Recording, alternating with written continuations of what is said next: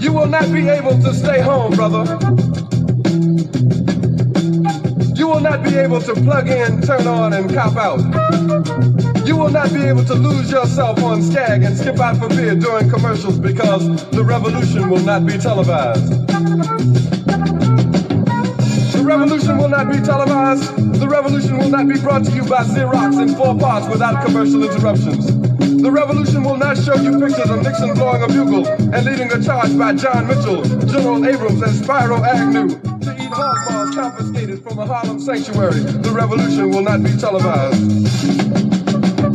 The revolution will not be brought to you by the Schaefer Award Theater and will not star Natalie Woods and Steve McQueen or Bullwinkle and Julia.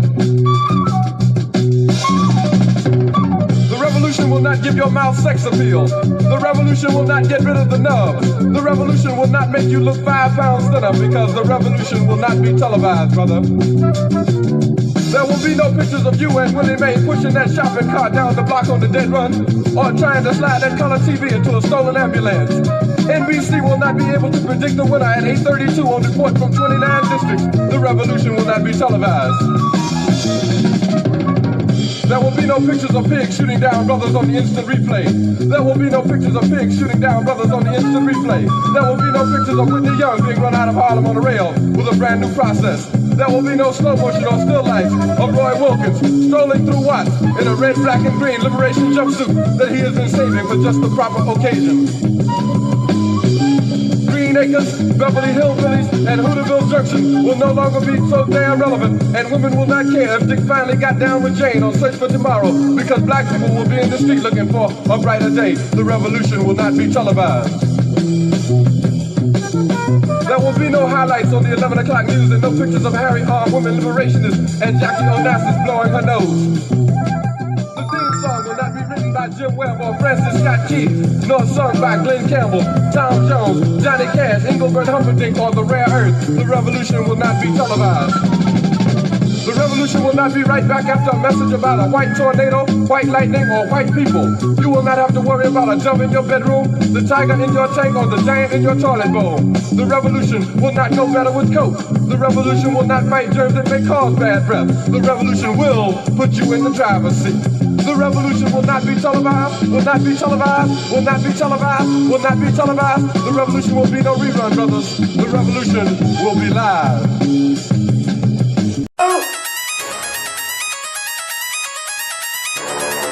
I'm talking about Shabaka going crazy. People going crazy in these motherfuckers. Run that shit back, man. But it's nothing.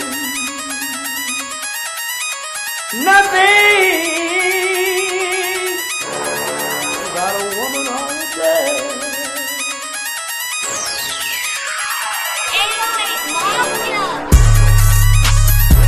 Man made the car.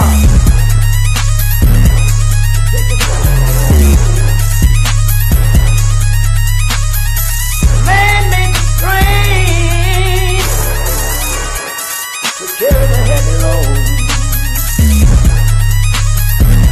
Man made the electrolyte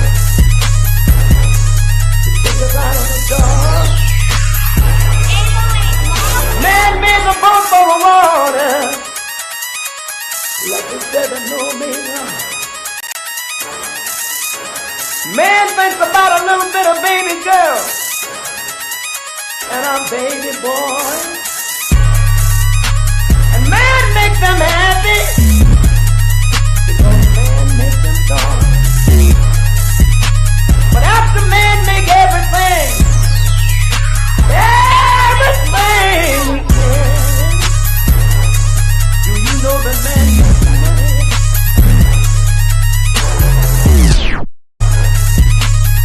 To buy from other men.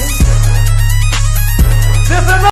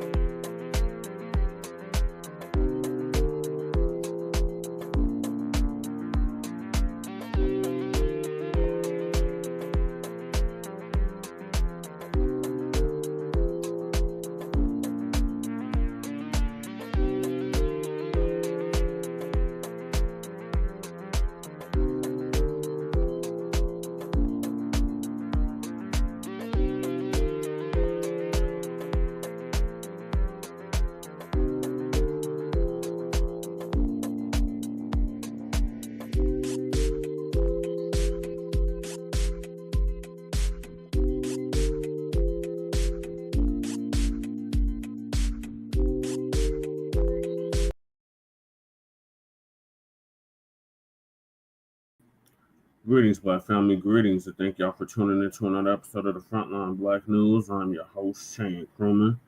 We should be joined here shortly with our West Coast correspondent, Shabaka San Corey. Shabaka's Black Experience Enhancer, which I'm the co-executive producer and co-host of. We have Lady Che here as well. She sleeps, so she wakes up, she'll be joining us. And on this season 10 episode 39 or 39 of Grand Rising with Shabaka and the Chase in conjunction with the Front Line Blacc News, we will be discussing several topics. The first topic is what's happening. Actress Danielle Spencer died this week. R.I.P. to her. We're going to be going over that. What from What's Happening, the TV show What's Happening. Those of us that grew up in the 70s, 80s, and 90s know exactly what, more like 70s and 80s, know exactly what that show was and what it was about. Then, so she's dead. She died at age 60 from cancer. Then we got the dump, as in human shit. And we want to make that perfectly clear. Takeover of DC, why it happened. Then we got why it happened and what it means. So Professor Black 2 is going to give us an update on that. Then we got Trump's takeover of DC, why I guess I got that twice.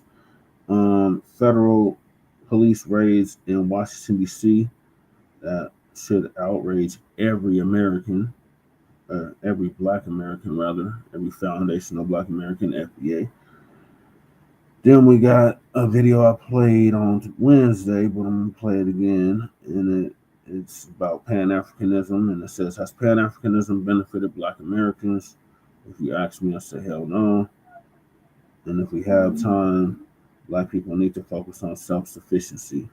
So please join us on STREAMYARD, YouTube, Front Line Blacc News. The links to all of our channels are in the description, including the RBA, Jay Militant's What's Cracking TV with Jay Militant, Kukizi, who does our intro track usually on the Front Line Blacc News. His link is in the chat. And the Church of Black Power. Shout out to the Church of Black Power. And then we got Lady Chase GoFundMe is also on here. And we got the copyright disclaimer under Section 107 of the Copyright Act of 1976. Allowances made for fair use for purposes such as criticism, comment, news reporting, teaching, scholarship, education, and research. And we do not own the rights to this music. And of course, if you don't understand racism, white supremacy, what it is and how it works, everything else you think you understand will only confuse you. In all 9 areas of human activity, which are economics, education, entertainment, labor, law, politics, sex, war, and religion, and some say health and nutrition. In all 9 10 areas of human activity. And when you, a Black person, are captured by any race soldier, you must never fuss, fight, or flee. Comply and defend yourself in court. Also by Nelly Fuller Jr., ProduceJustice.com. Then we got racism, white supremacy as conscious and subconscious behavior to maintain white genetic survival, to prevent white genetic annihilation. By the great Dr. Frances Cress Welsing, may she rest in power as well. So that's what we have for y'all this morning. Thank y'all for tuning in. Make sure y'all like and subscribe. Like Twin has said in the chat. Shout out to Twin. Like and subscribe to the Front Line Blacc News. Shout out to Time. I see you in here. Shout out to Mac 285 and anybody else that would be tapping in this morning. So I'm going to hop right into it with the death of our sister Danielle Spencer from the What's Happening TV show.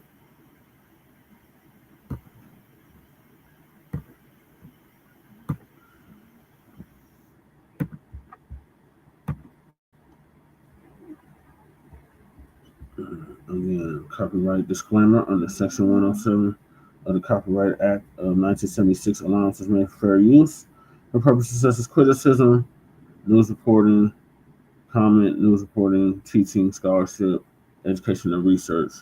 It's Entertainment loves to flag the video, so I have to keep doing it. Fair use, fair use, fair use, fair use.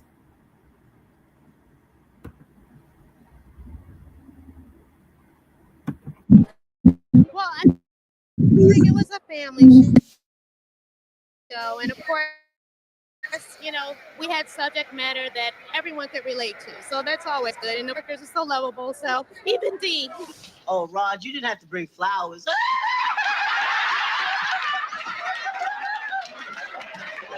Wayne, grow up. Danielle Spencer, best known as Kid Sister D from What's Happening, has died. She was 60 years old. Hey,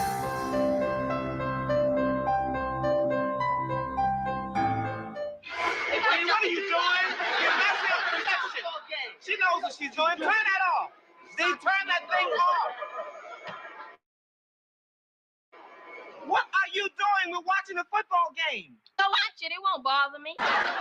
The actress's co-star Haywood Nelson sharing the news on Instagram, posting this tribute. We've lost a daughter, sister, family member, our Shiro. Danielle is loved. She will be missed in this form and forever embraced. Grab a broom, D. Make yourself at home. Goodbye. D. Danielle starred as sharp-tongued D in all 3 seasons of the TV classic before leaving Hollywood behind to become a vet in Virginia. Hi, I'm Dr. Danielle Spencer Fields, and you've got compassionate animal care. Well, I had a car accident 2 years ago, and I had spinal surgery subsequently. Danielle lived her life partially paralyzed, which informed her approach to caring for animals, focused on finding real problems, not just treating symptoms. I've always loved animals. I remember I had a lump in my breast, and I'm a vet. I should know these things. She was also a breast cancer survivor, and while no official cause of death has been released, she did reportedly suffer a recurrence before her death. Even going through all of this, I still know that there's a plan for me. I'm still here for a reason. And that's what I had to think of, that, what I'm going through is for someone else, not for me.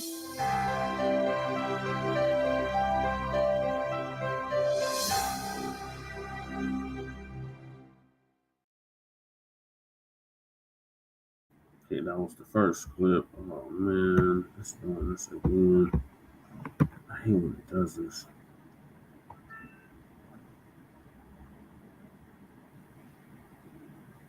I hate when it does that. Hold on, y'all. Ad blockers. What the hell? Computer. What the hell? I think it has a mind of its own.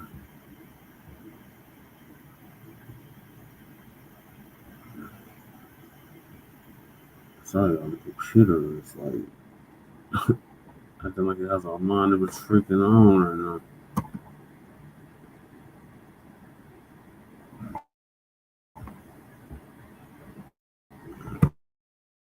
Known for playing Dee Thomas on the ABC sitcom What's Happening. Child star Dr. Danielle Spencer What's Happening has died. She was 60 years old. She died on August 11th, according to an Instagram post from her former What's Happening co-star Haywood Nelson. He wrote in a heartfelt tribute on social media, "Brilliance. It comes in a great many forms. We all have them. And we all have this families. Dr. Danielle Spencer, June 24th, 1965 to August 11th, 2025. Before adding, Dr. D, our brilliant, loving, positive, pragmatic warrior, without fail has finally found her release from the clutches of this world and a body. We celebrate Danielle Spencer and her contributions as we regret to inform her departure and transition from a long battle with cancer. Before continuing, we have lost a daughter, sister, family member, What's Happening cast member, veterinarian, animal rights proponent and healer, and cancer heroine. Our superhero. Danielle is loved. She will be missed in this form and forever embraced. E-News has reached out to her rep for comment but has not yet heard back. Spencer starred as little sister Dee Thomas on What's Happening for 3 seasons from 1976 to 1979. She was diagnosed with breast cancer in 2014 and underwent a double mastectomy, according to The Hollywood Reporter. She is survived by her mother and brother.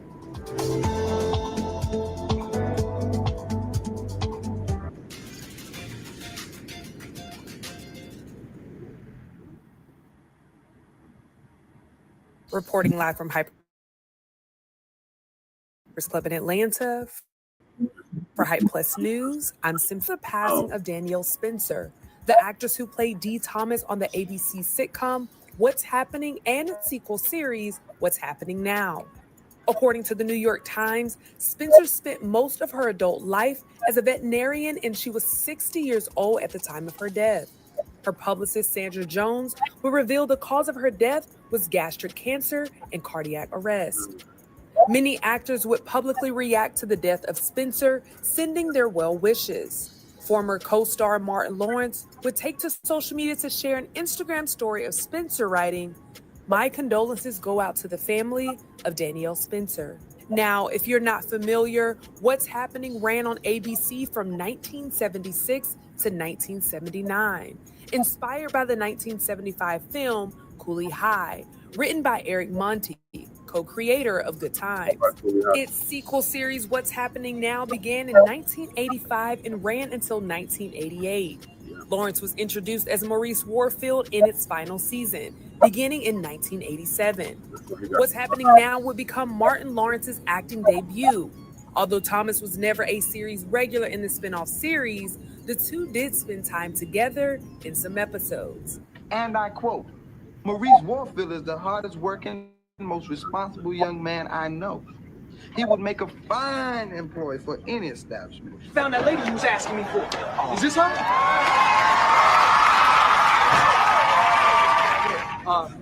Sister Claus? Sister Claus, how you gonna throw out there? Okay, tell me what's happening. Boy, you better get the pop locking up in here. In addition to Lawrence, another What's Happening co-star, Haywood Nelson, known for his role as Dwayne Nelson in both series, would reach out directly to Hype Plus to provide an exclusive reaction to the tragic news. He would write, "Our beloved Danielle Spencer has passed. She had a long battle with cancer and finally shook free of it. We celebrate her as one of our premier child stars on the same podium with Gary Coleman. They brought unique heat to the comedy genre. Gary Coleman. We, the family, wanted to share this with you, our fam." After What's Happening Now ended in 1988, Spencer would study veterinary medicine at Tuskegee University, earning a doctorate in 1993. Interestingly enough, one of her few roles after the sitcom's ending would be a veterinarian in the 1997 film As Good as It Gets. Her only other acting credit would be a 2001 episode soap opera Days of Our Lives. It's like Spillywood industry behind for another passion. Reflecting on adding to the character, Dee Thomas, Spencer would say, "I had never seen any young Black girl in that type of spotlight, so I didn't have a reference point in the media as how to deal with this opportunity. I was from the Bronx. What I did was use my own family as the reference on how to portray my character." Spencer became best known for the catchphrase, "Ooh, I'm telling mama," making her mark in TV history. In a 2016 interview, she revealed she originally didn't get the part of Dee Thomas. However, a month after the audition, she got a request to come out to Los Angeles for the role. And here, on behalf of Hype Plus, we send our condolences to her family. Here on behalf of Front Line Blacc News, we send our condolences to her family. So yeah, they pretty much summed it up. Like I said, I was about 1 year old when that show when it started to go into syndication. I used to watch it on what was that, Nick at Night. So yeah, I got the syndication version of it, but y'all that are older than me, y'all remember it when it was still on live television. And it was up there with several Black sitcoms. This is around the time the Cosby Show came out too. So your RIP to Danielle Spencer, gone but not forgotten. Your memory lives on, your impact lives on, and you will definitely be missed. So condolences to you and your family. Now moving along, we got what's happening in D.C., in Washington, D.C. to be exact. Trump's takeover of Washington, D.C. why it happened, and what it means. So Professor Black Truth. Shout out to Professor Black Truth. Gonna give us an update on that.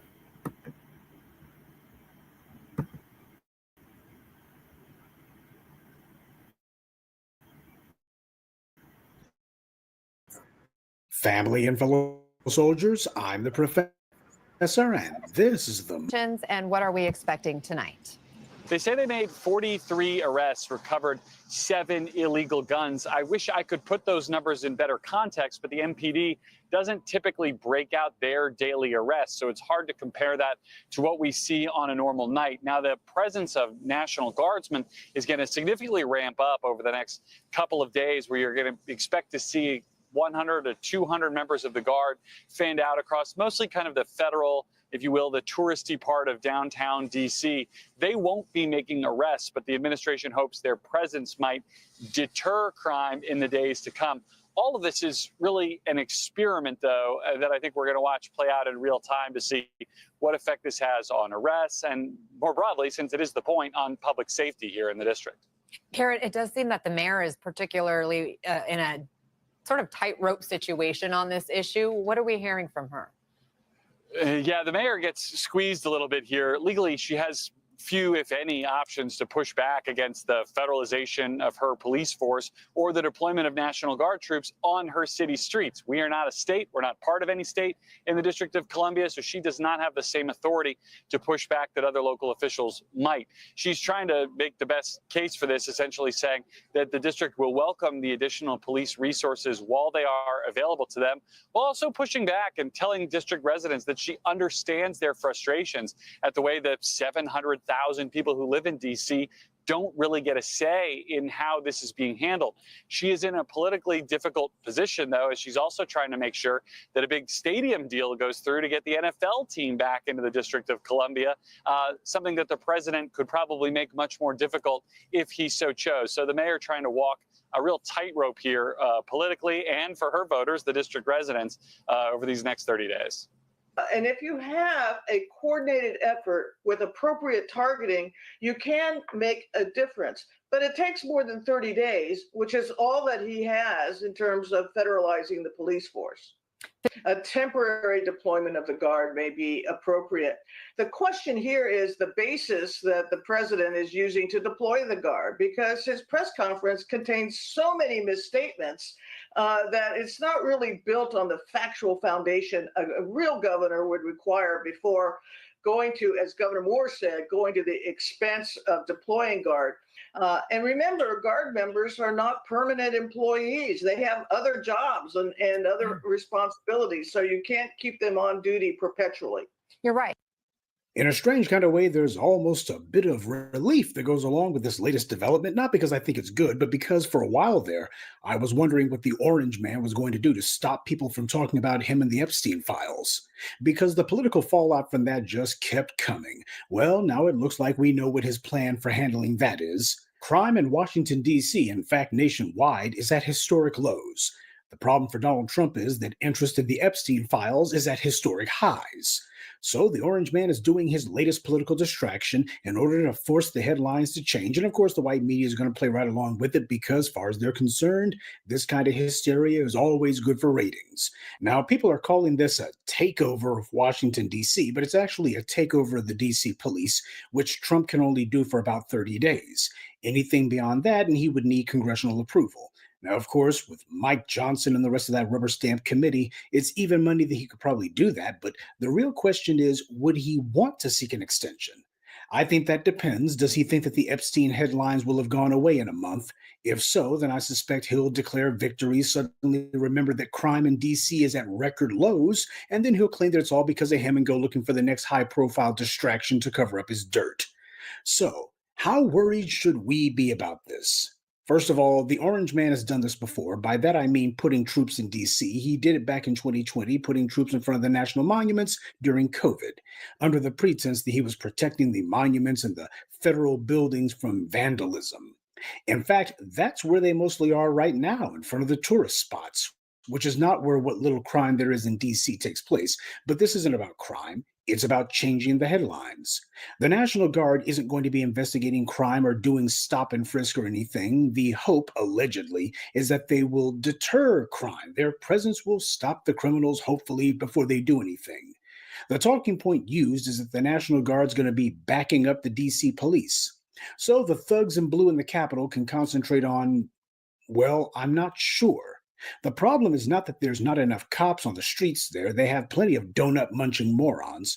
The problem is that the cops are a taxpayer-funded street gang. They don't want to stop crime. What they want to do is to assault and harass law-abiding black citizens and then coast for 20 years until they get a state-sponsored pension. What law enforcement is supposed to be is competent retroactive investigations. That's what they're actually supposed to do. But that would require brains, character, and integrity, none of which the DC police nor any other branch of American law enforcement in this country has. Far be it from me to reward the scumbags in the police with any more resources, but for those people out there who might say, well, crime is high in DC, for the sake of this discussion, it needs to be said that putting troops in the streets is the most costly and least efficient way to try to combat crime. It would have been far better for the Orange Man to evaluate the personnel and deployment of officers in the district, get rid of the ones who aren't being effective, which would be most of them, and then replace them with actual competent people. Or if that's simply too much like work, then Trump and the Republicans could just do what they like to do, which is to allocate federal resources for the district to hire more cops and invest in more resources like cameras, etc. If he was really concerned about crime in DC, then that's what he would be doing. Oh, but many are saying Trump's taking over DC. He's taken over the police, not the city. But for the sake of argument, let's say that he did take over the entire city of Washington, D.C. That he kicked the mayor out, kicked out the city council, and says, I'm in charge of all of this. Let me tell you something. Republican takeovers of majority black cities in this country is nothing new. That's a problem that Democrats have not tackled, because we've seen this going on for over a decade and a half. That's what Michigan's so-called emergency manager law was about, remember? And that actually was a takeover of a major American city, a black city. What Rick Snyder and his pals did wasn't just a few troops in the streets of Detroit. They passed a statewide law that prohibited the duly elected representatives in Detroit from being able to do anything in their own city. And not just in Detroit, but also in Flint. And they did that simply because some white people said, we're trying to take over this city. We're trying to make sure that the city can't function at all. We're trying to just take over. Now, what I want to know is, if Democrats are serious that what Trump is doing truly is the beginning of the American Gestapo, then I want to know, why aren't they promising to run on a 2026 midterm platform of impeaching Trump for this? Saying this is a crime that he's committed, and we're going to make sure that he goes to jail for it. At the very least, we're going to jam him up for it.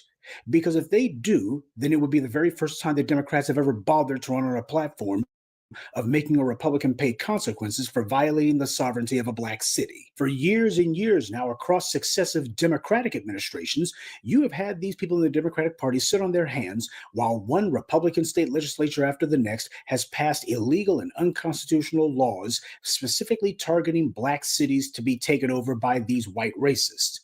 Democrats didn't lift a finger when racists in Mississippi's legislature blatantly encroached upon the black state capital of Jacksonville, and that was in 2023, mind you, on Biden's watch.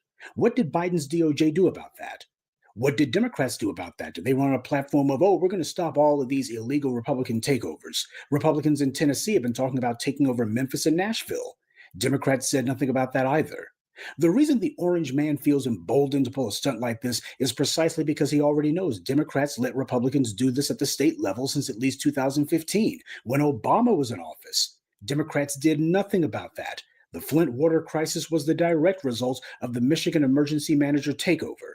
And what did Obama do about it? He went to Flint, pretended to drink some water, allegedly, to prove that the water was safe to drink again, and then he went right back to D.C. like nothing had happened, while his fellow tether, Eric Holder, did nothing to punish the Republicans whose illegal laws led to that mass poisoning in the first place. Democrats neither said nor did anything about the Republicans' laws at the state level, which are the exact mirror of what Trump is trying to do at the federal level.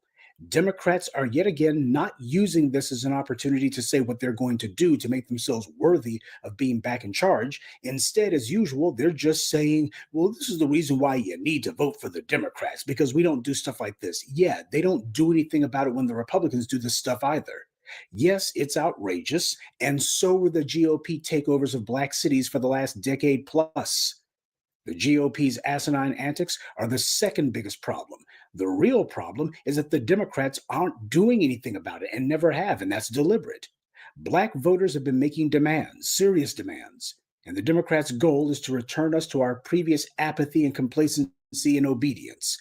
And that means they have to have something huge, big enough that hopefully we'll be so scared or we'll be feeling as if something needs to be done that we'll vote for nothing and drop our demands. That's what the real goal here is. Because you don't see Democrats saying, man, Republicans are out of control. You know what? Whatever you Negroes want, that's what we'll do. Anything you guys want, as long as you vote for us, make whatever demands you want. They're like, no demands. No demands whatsoever. You just do what we say. That's where the GOP comes in. As far as the Democrats are concerned, the GOP are very, very valuable, politically speaking, because they believe that they can leverage all of the GOP's performative extremism in order to get black people to vote, and most importantly, vote for nothing. This is about black people going back to being completely and thoroughly ignored. And then when the Democrats get in power, just like they have in the past, they're not going to do anything to roll back any of this Republican legislation. They're not going to do anything to make the Republicans pay any consequences for it. It'll just be, we're in charge, and well, that's that. You see, the Democrats went to the mat for everyone else simply because they asked. Whether it was the Asian hate crime law, the federal at the state level, when it comes to every other constituency out there, Democrats want them to see that they're doing things for them. For black people, however, they just want us to see that, well, they're going to claim that they won't be doing the kind of stuff that the Republicans do. But not one of them has promised to roll back or retaliate against the Republicans for these policies. If these GOP state legislatures are taking over blue cities, then the Democratic legislatures are supposed to respond by taking over red cities in their states, tit for tat. And were any other constituency that this was happening to, that's exactly what they would be doing. So if you want to be angry at the orange man for this stunt, that's fine. But don't tell me that the answer is to vote for the Democrats, because black folks didn't vote the right way in 2024. That's why this is happening. Well, what the hell was going on in 2015? Republicans were doing it on Biden's watch, on Obama's watch, and Democrats did nothing about it at the state or federal level. So this is not just a matter of Democratic presidents. This is a matter of Democratic governors and Democratic-controlled state legislatures. This was happening in Michigan. Have you seen the now Democrat-controlled state legislature in Michigan retaliate against the Republicans for what they did? Make them pay a price? No, they have done absolutely nothing. But they did make sure they were going to stick up for abortion.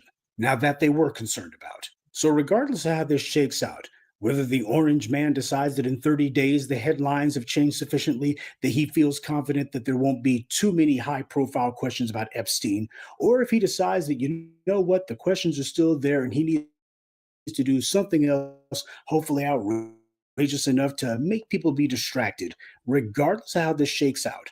The question happens to be vote for them because all this going on. The only relevant question is, what are the Democrats going to do about this?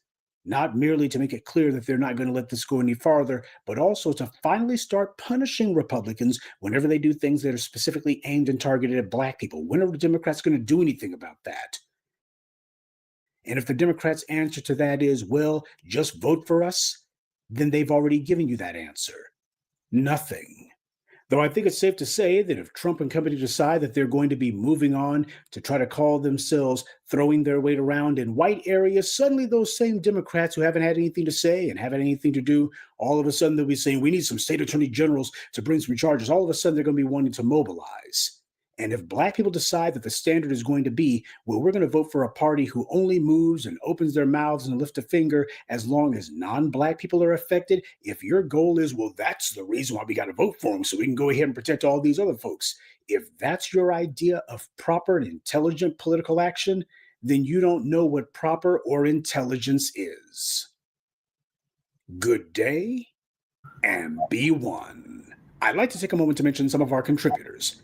David Williams, Rebellious Zoe, Jerlene Harris, Cheryl Tate, and Atu Hammond. Salute to them and thank you to everyone for listening, liking, and sharing this message. Black empowerment only exists because of you. Thank you, Professor Black Truth. You summed it up quite nicely. These Democrats, they trying to get us to get our booties to the polls in 2026 because the midterms is coming up, and they think that this is going to force us to vote for them. Even though they're not going to do nothing for us, they're not going to answer our demands, they're not going to cut the check for reparations. So what is the point? So Uncle Phil is going to give us an update on why we should be outraged about what's happening in D.C.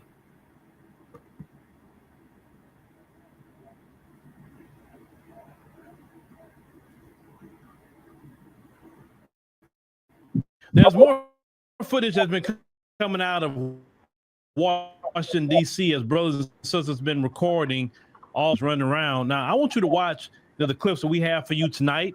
And they're violating so many laws, actually. And it's going to be, listen, there's going to be so many lawyers is going to be lined up with the Birdman hand rub. Just even watching this footage, you're going to see laws they violate, things they're not doing. Do whatever, like basically what Trump said is do whatever you want to do. Well, that's not really the way it works here. We have procedures, we have rules, we have, have to get search warrants and things like that. And you're going to see in this video how black people just really being targeted, because I'm not seeing a bunch of videos of other groups being hemmed up like this. So check this out. Hey, Brody, drop your jump. Look, drop your jump, bro. Just drop your jump. Drop your jump. Show him. Ain't got nothing. Bill, don't hurt yourself, Bill. All right. I ain't got nothing. What's up, Mike? What's all this for? How you feeling, man? What we know? I feel well. How are you? Ain't nothing going on right here. Oh, you got your ski mask on? Nah, don't break it. Open the gate. Don't break it. Don't break my gate. Open the gate. Don't break it. Stupid ass. That's all they wanted to do. I got my guy. I ain't doing that. I'm just recording for my safety. That's all we doing. We don't want no problem. Look, we don't want no problem. Oh, got a man on his foot. Look. We don't want no smoke, Brody. Oh, what's up? I'm not gonna work like that. Yes, he did. You see the mic right there, Bill? Mic right there, Bill. You see the mic, Bill? Come on, bro. Oh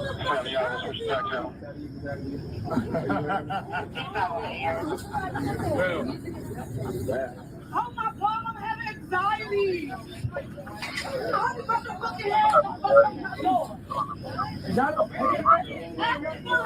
Keys down. Don't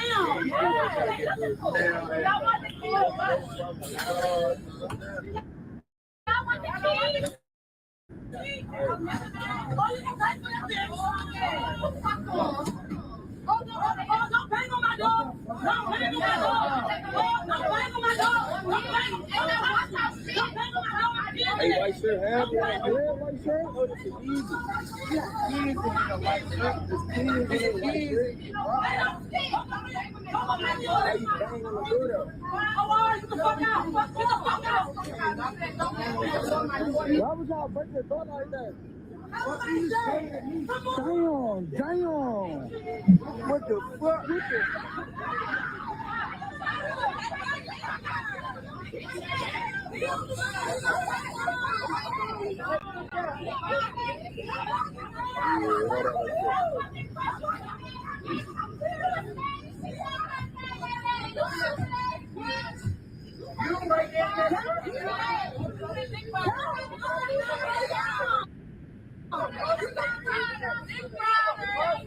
Look at another body.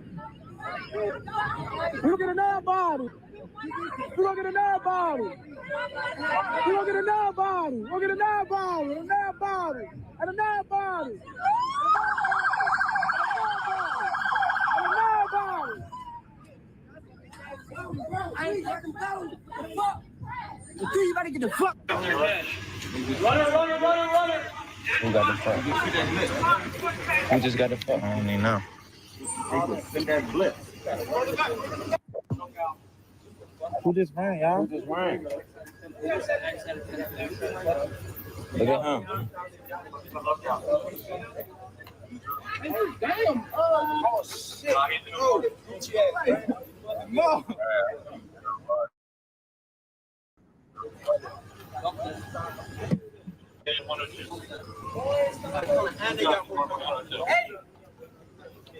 Why the fuck are we putting him in handcuffs? You don't have no reason to put this man in handcuffs. I'm not close. I'm just saying. Back up. Don't get close enough. Back up. Back up. All we saying is why y'all putting this man in handcuffs? He showed you he has nothing. What y'all want? Yeah, get on camera, boy. I'm leaving. Nigga, fuck you talking about? I'm leaving right now. What? He put this man in handcuffs with no reason. Hey, don't push him, y'all. Don't push them. He had no reason to put this man in handcuffs.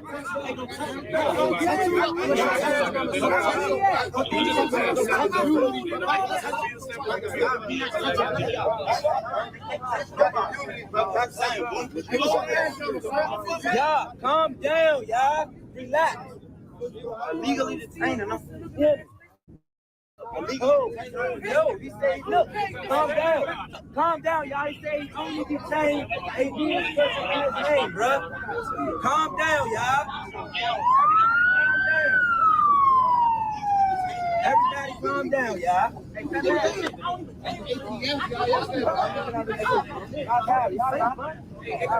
Out their face. Ain't my lips, but out their face, dog. Get out their face. Jack, back up. Get out their face, man. Get out their face. This nigga acting like he about to fight.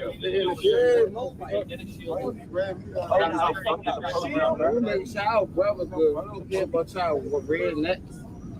Y'all come from motherfucker. Albuquerque coming down here. Y'all don't even care about the black community. Oh, that's bro. What the fuck? Oh, they trying to shoot. Oh, they trying to shoot. Mo,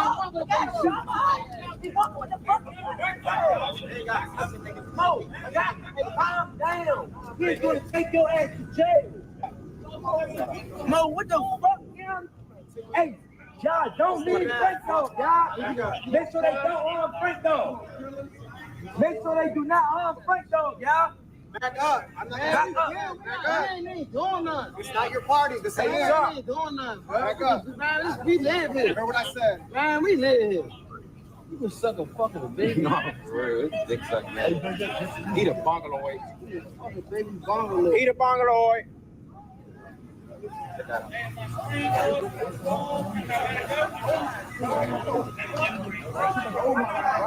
you're not back up, you'll be arrested for interfering. I won't tell you again. Back up. The wagon isn't round. Move. I'm Lieutenant Wall. Move back. 12308 Yo, back up. Go back up. That's it. If they don't back up, they'll go to jail. Now you go back.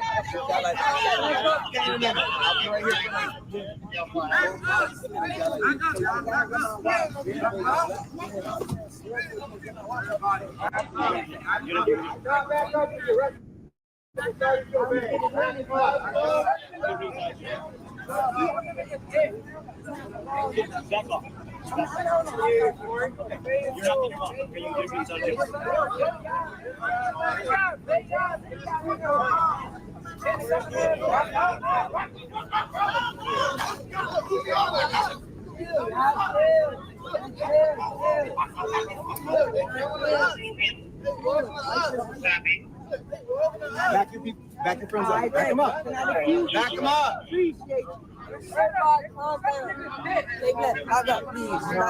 Nah, man, time. Let them boys get the fuck out of here. Let them boys get out of here, y'all. Come on, please. Just back up. Now, what you saw in that video is so many violations of rights. And you see a lot of the folks running around, you know, making comments like, oh, you guys don't want them to clean up crime. Well, here's the thing. Why don't they clean up crime in all communities, right? Why only in the black one? That's number one. Number two, they're looking for something, right? They don't have no particular crimes they're going after. And the real criminals, when they see the police out there and the block is hot, guess what they do? They lay low. They chill their nerves in their house. They don't go do anything until the block's not hot anymore. So what are you really doing when you have that many people out there? Right. The key is to be covert and then bust people doing things. not out there just showing force. Showing force, nobody's gonna go out there and commit no crime. That's like the dumbest thing ever to do is show force. They only work when you have somebody like in a freaking uprising. That's one thing. But you don't have no uprising going on. So having that many cops out there, they're criminals, they're not gonna come out. They're not. They're just gonna wait till they leave. And they're not gonna be there forever. You understand what I'm saying? There's so many people who get paid in lawsuits because of this stuff, but Trump don't care because Trump a criminal himself. Let's call it what it is. But with the folks, they okay with this. But I always tell them this: when you're okay with them violating our rights and our in the law, then you're gonna be okay with them doing it to you. Because either way you are, you still follow the same thing. It's crazy to me. It's like you see how they do y'all, and you still caught up on this anti-Black racism that they do a dry run on us first, and they get you to agree with it. Y'all don't see the play. They do it to Black people, get you to agree with violation of laws, violation of constitutional rights, and then they go back and do it to you. And at that point, you can't say anything because you gave the green light to do it. But you're so ate up with anti-Black racism, you don't even see how it's going to affect you until it starts affecting you. Then you want to be on TikTok crying about, oh, maybe we should have said stuff when it happened to Black people. No, you was applauding it when it was happening to Black people. Yeah, they sure was. They like to use that word criminal. The word criminal is whatever they say it is. You know what I'm saying? Not somebody's actually committing crimes. What are they actually doing? What crimes are they actually solving? For 30, 40 cops in one area don't solve crimes. They're not 30, 40 detectives trying to do cold cases. That would be one thing. If you had 100 detectives getting on some cold cases and solving those crimes and bringing those people to justice that committed, murders and violating women, children, whoever, that'd be different. But how are you gonna sit up there and catch the criminals when you out there? No criminal's gonna come outside committing crimes when they look out their window and it's 50 y'all out there. They're not gonna do it. So you're not stopping crime. Right. You're just keeping them in the house until you leave. I mean, come on, it doesn't take a genius to figure that out, but these people don't have common sense, right? Especially when you ate up with anti-Black racism, you don't have common sense. And then when it comes to the midterms, those people gonna come out probably more so than they would have to go vote for the Democrats. I already know. Well, that area is a Democrat area, but the people that sat it out, they really gonna come out and vote in the midterms because they want to get the many Republicans they can out of there. But I want you to also notice some of those who may go vote for the Democrats. Notice the Democrats aren't screaming and yelling and going off about this. Yeah. They're not like they should. They're talking about it here and there, but they're not raising hell in Congress. They're not saying, hey, this is not North Korea. They're not saying those things because they low-key agree with it. They do. They really do. But I want Black people to look at that too. Pay attention. Pay attention. The Democrats are not screaming and yelling about anything. Maybe a few of them are, but not the majority. Now, they'll scream and yell about it when it happens to immigrants. But when it comes to Black folks, they don't care. That's standard operating procedure. Standard operating. But let me know what your comments y'all think about this, man. I mean, because this situation, like I said, we've outlasted everything they've thrown at us. And we'll outlast this too. Trust me, they'll be gone way before we gonna go anywhere and them get tired. Because they just want to put Black people in prison. And that's not gonna work either. Them days of mass incarceration, them doing what they did to Black people, them days are over. Right. So I'm gonna play some Afro Elite. Afro Elite covered just yesterday. Shout out to Afro Elite. He's still very much alive and well and with us. He had similar clips to play about what's happening in DC, so I'm gonna play that next. And you got the police harassing Black people for smoking weed outside, just ridiculous shit, quality of life crimes, little petty minor offenses that have nothing better to do. So I'm gonna play the junk explaining himself on why he's doing this shit. And then What's happening in DC?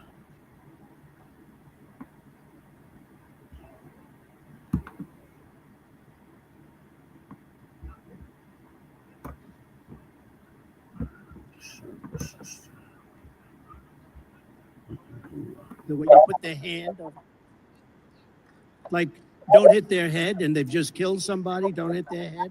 I said, you can take the hand away, okay? You just see them thrown in, rough. I said, please don't be too nice. Like when you guys put somebody in the car and you're protecting their head, you know, the way you put the hand over. The president for his first term. And when you see these towns, and when you see these thugs being thrown into the back of a paddy wagon, you just see them thrown in, rough.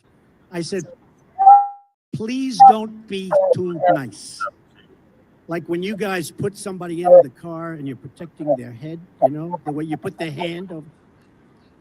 Like, don't hit their head and they've just killed somebody, don't hit their head. I said, you can take the hand away, okay?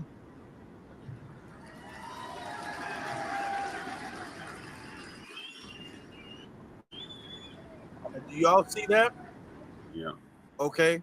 That is not only him pretty much dismissing police brutality and condoning police brutality. That's him encouraging police brutality. And when you talk about thugs, we all know is a code word for black people.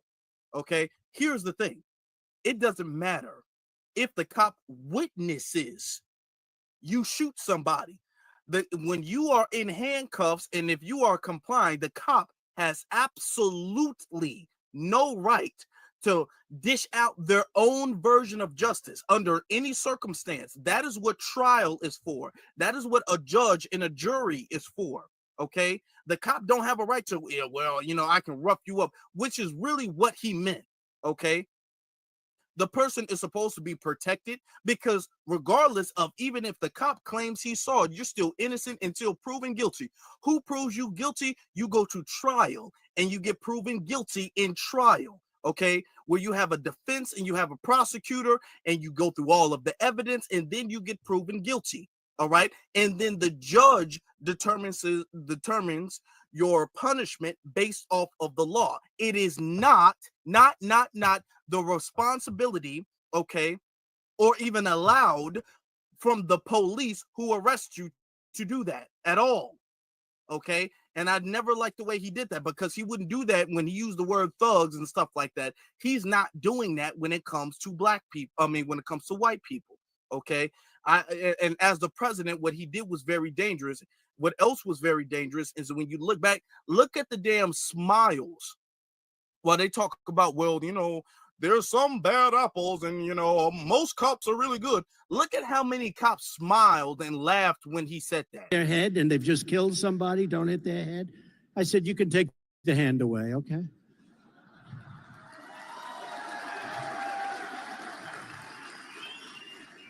Smiling and cheering. Okay.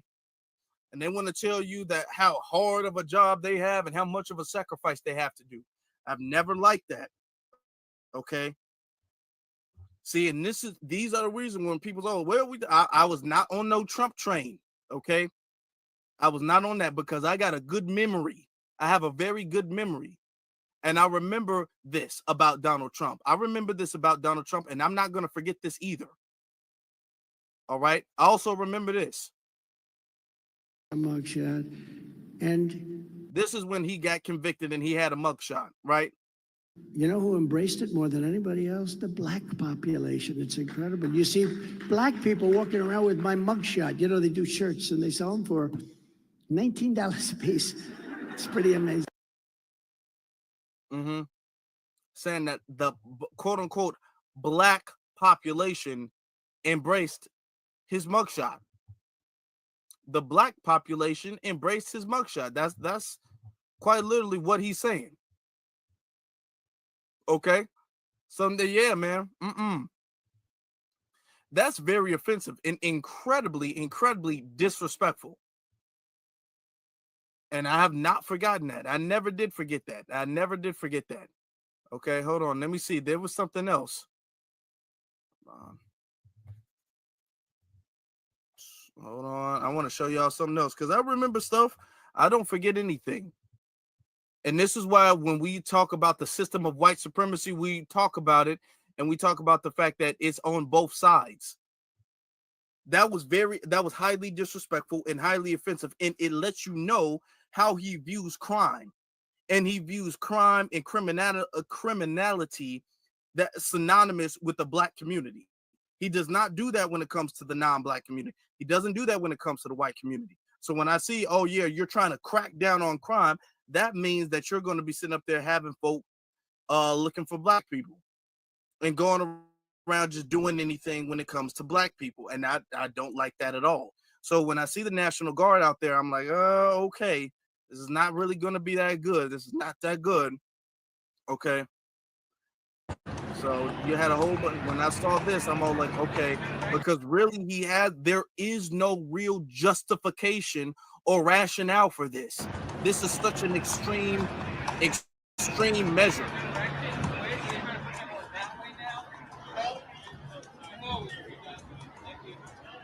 They're moving in to crush these protests. Okay, so you had a whole bunch of protests, and because when he announced that there was going to be a National Guard, there was a lot of protests outside. Let me show y'all some of the protests that was going on. DC! Free DC! Free DC! Free DC! Protect all rule! Protect all rule! Protect all rule! Protect all rule! Protect all rule! Protect all rule! Protect all rule! Protect all rule! Protect all rule! This morning because Trump is trying to take over DC.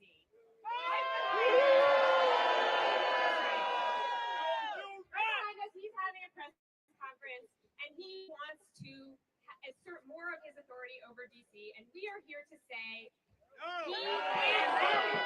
Say with me, he can't have it. He can't have it. Trump can't have it. Trump can't have it. DC is our home. DC is our home. We are just some of the hundreds of thousands of people who live here in DC. Our communities. Okay, now I want you guys to understand something. Let's be mature about this situation. The National Guard that is there, they are there supposed to be kind of just standing by and assisting the local police, but he has militarized the police. So I want you guys to see, you're going to see a lot of videos from these white liberals who are going to be like, no, Trump is a fascist. Trump is this, Trump is this. Listen, with a grain of salt, listen, I want y'all to understand something. These people are going to go to the extreme on everything. Don't follow none of the white liberals when it comes to this stuff, okay? We understand what happens to the white liberals is not what's going to happen to Black people. We need to be very focused and concerned strictly and exclusively with Black people. That's the only reason I'm even making this, is because there's a lot of Black people in DC. That's the only reason I'm even talking about this. But there's been a lot of protests going on in DC. Okay. A lot of people don't like that. Yeah. But stuff like this, I want y'all to look at stuff like this. Hold on, where is it? It's coming up. Motherfucker. Look. So this, yeah, you see these damn white liberals. Look at this. Motherfucker. Oh!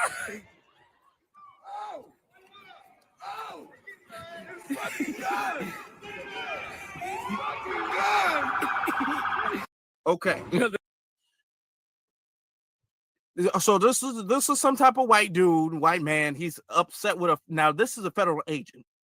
This dude threw a Subway sandwich at a federal agent and then just started running away. Now, when he gets caught, because I seriously doubt he outran both of the federal agents. When he gets caught, they're gonna put federal charges because they're gonna say that was an assault. You just assaulted a federal officer. That for no reason. You literally just assaulted a damn federal officer for absolutely no reason. Okay. Now it's kind of comical. It's funny as hell. But I don't want black people to go out there doing that. No. Do not go out there doing none of that. Don't do none of that stupid nonsense. Don't do none of that stupid nonsense. Now, had he been black, he wouldn't have even been random.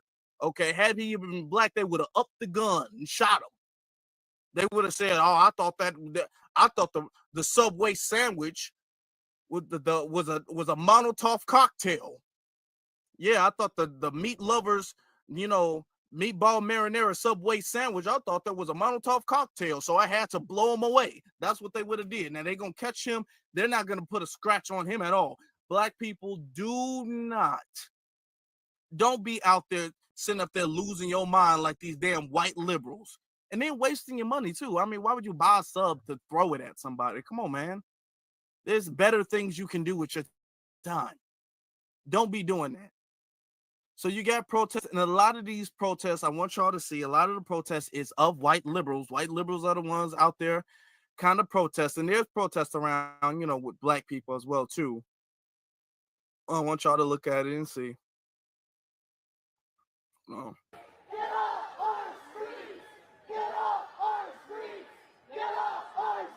Why won't you show your face? Like, do you look yourself in the mirror and think I did a good job today? Go left. Now, so what's going on is that ICE is out there as well, too, guys. ICE is also out there. So they're doing checkpoints to when you drive through the checkpoint or whatever. Now they stop you. They say, "Hey, let me see your ID," which from a legal standpoint, they can do. From a legal standpoint, they can do. Okay. So they'll check your ID and then check you, make sure that you're supposed to be here, boo-wop the bam, and all of this. Now, you guys understand that the white love themselves some damn illegals. So what they're going to do is they're trying to warn the illegals to go around, where the checkpoints are. So that's what you're seeing right here. Okay. Now, they wouldn't do this for black people. They don't try to look out for black people the way they look out for illegals. But okay, all right. I don't want y'all to go out there, because what they're doing is, if they get caught, it can be considered. Now, it's kind of vague, because you can say that this is a protest, but when it's white, they'll say it's a protest. If they were black people doing this, they would lock them up and say you're obstructing justice. And they do that to black people all the time. How many times have we seen a black person be like, "Hey, yo, the cops is here, the cops here, yo, hurry up and run away," or whatever, "the cops is here." Okay, we locked you up because you're obstructing police work. You're obstructing justice. What they will consider you, if you were a black person, what they would consider, what these white people are able to get away with, is aiding and abetting. That's what they would consider that. Okay. That would be obstructing justice and aiding and abetting. Now, with them, they're going to let them slide. They're going to say, well, they're voicing their First Amendment right. With you being black, you ain't got that. Okay. The rules start changing. So I'm just giving the warning, black people, this ain't our fight. Okay. We need, even if they in DC, you need to be looking out for, if you're going to warn anybody, warn black folk. Don't be warning no damn illegals. Oh, ICE is here. Don't do that. If you're going to warn anybody, make sure they black. So you got them out here doing all of this. Turn left! Turn left! Trying to get people to turn left to not go down 14th Street. There's a random search right now. They've pulled over about 6 cars. We've seen 2 people get detained, one by ICE, one by the police, taken, no rhyme or reason. Go left! Turn left! Turn left!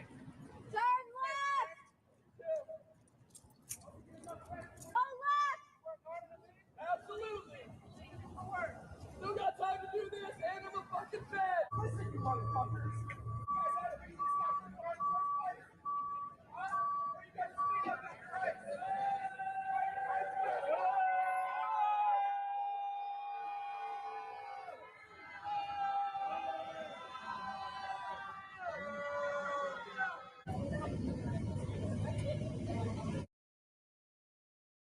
Okay.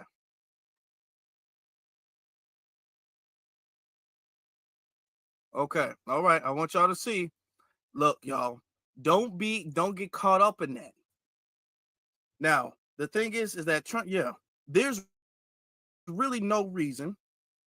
Now, and here's the thing. They're all like, well, they've made so many arrests. They've made like a bunch of arrests. Yeah, they're making arrests because right now what they're doing is they're grabbing anybody for any old thing. They're literally looking for black people. Now, white people are the ones who are obstructing justice and getting in the way of police work and doing all of the stuff that they claim they don't like. But who they're looking for are black people. That's who they're looking for. Let me show y'all.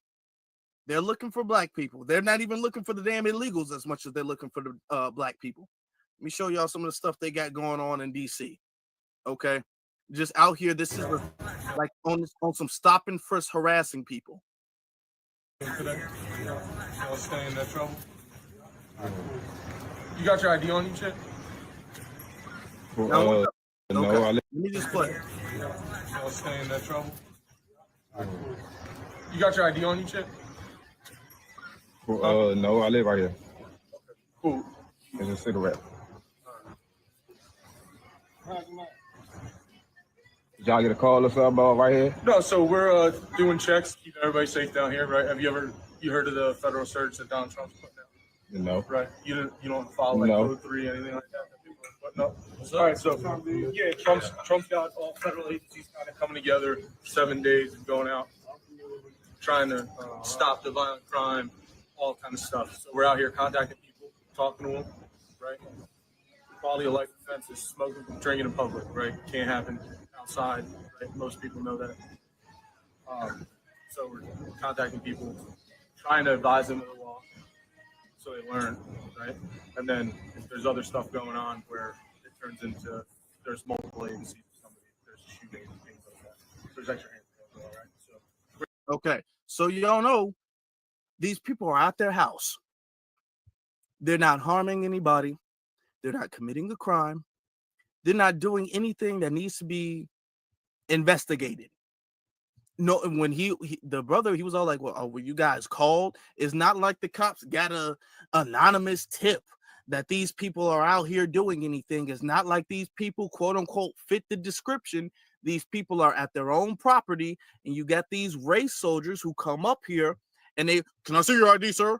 He was like, oh, for what? For what? Okay, now with all of the protests going on in DC, you don't see white people being just stopped randomly and asked to show ID. This is stop and frisk. Okay, now what I'm glad is that the brothers in the video stayed cool, calm, and collected and handled the situation appropriately. You know, didn't get lose their head or whatever the case is. But this is harassment for no reason. we're just out here trying to inform people and educate people. It's not like we're trying to just go grab people and ruin someone's life over a joint or something like that, all right?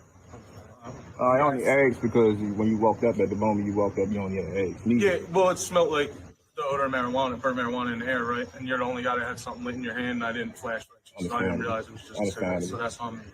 Okay, now, and this is something that they will do, okay? Like people in DC, let me, I want y'all to see me when I say this. This is something that they're going to do, okay? Because the thing is that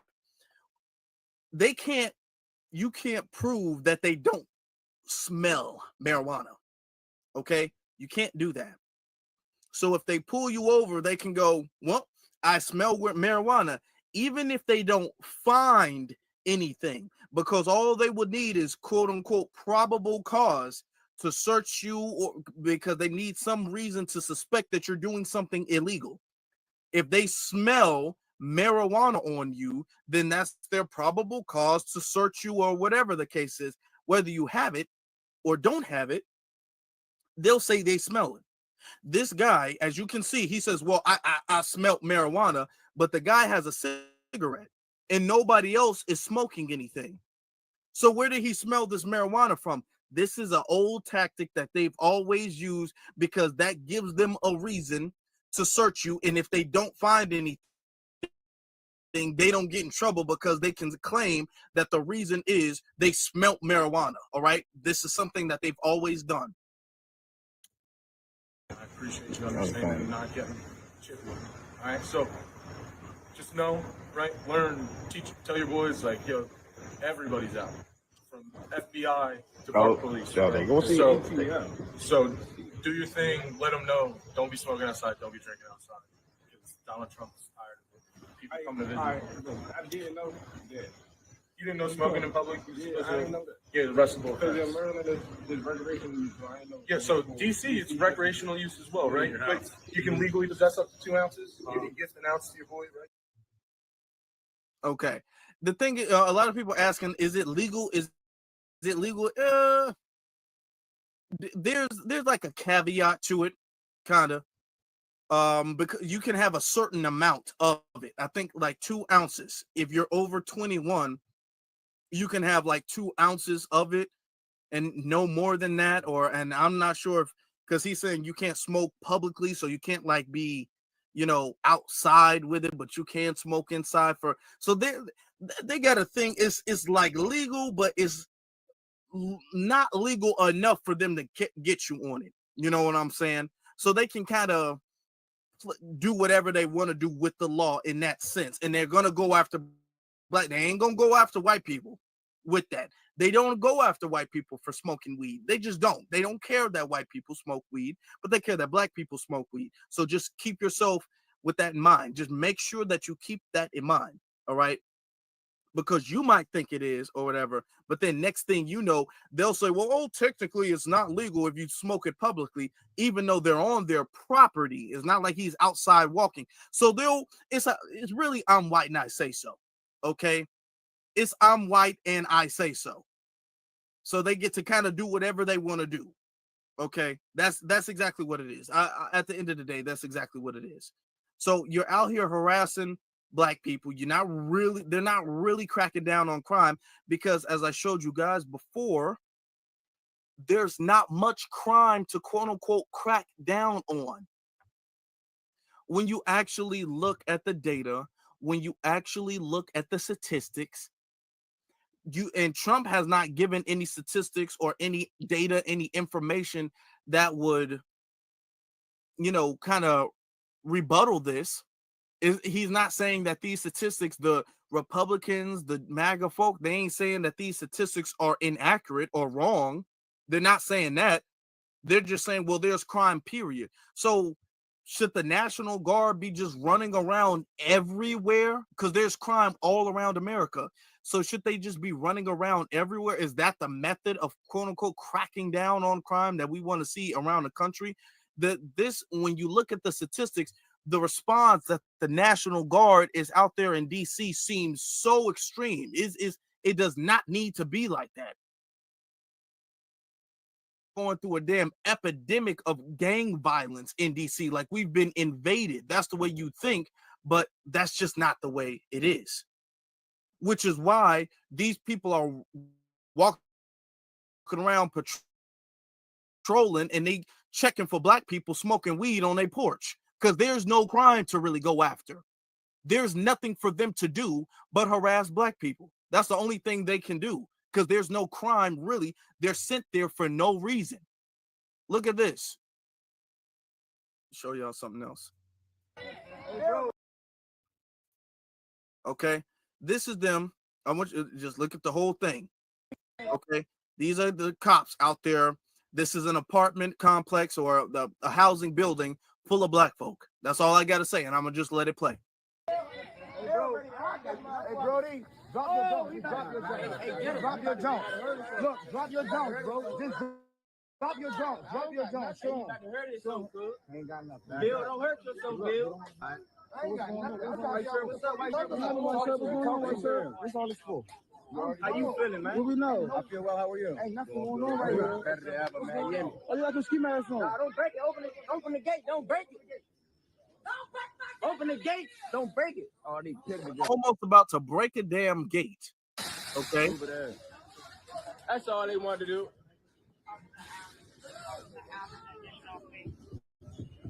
I got my guy. I ain't going there. I'm just recording for my safety. That's all we doing. We don't want no problems. Look. Don't want no problems.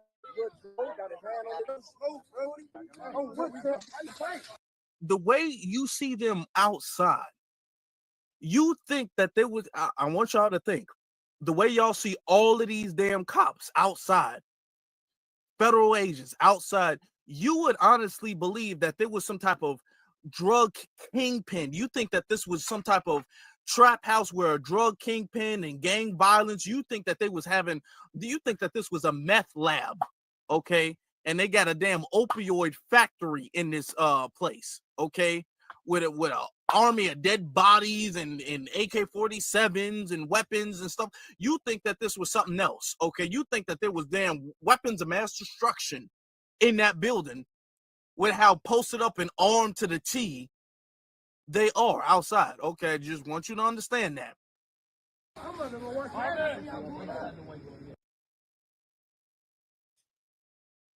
Greetings, Shabaka. Grand Risings too. What's going on with you, man? How you doing? Yeah, all right, like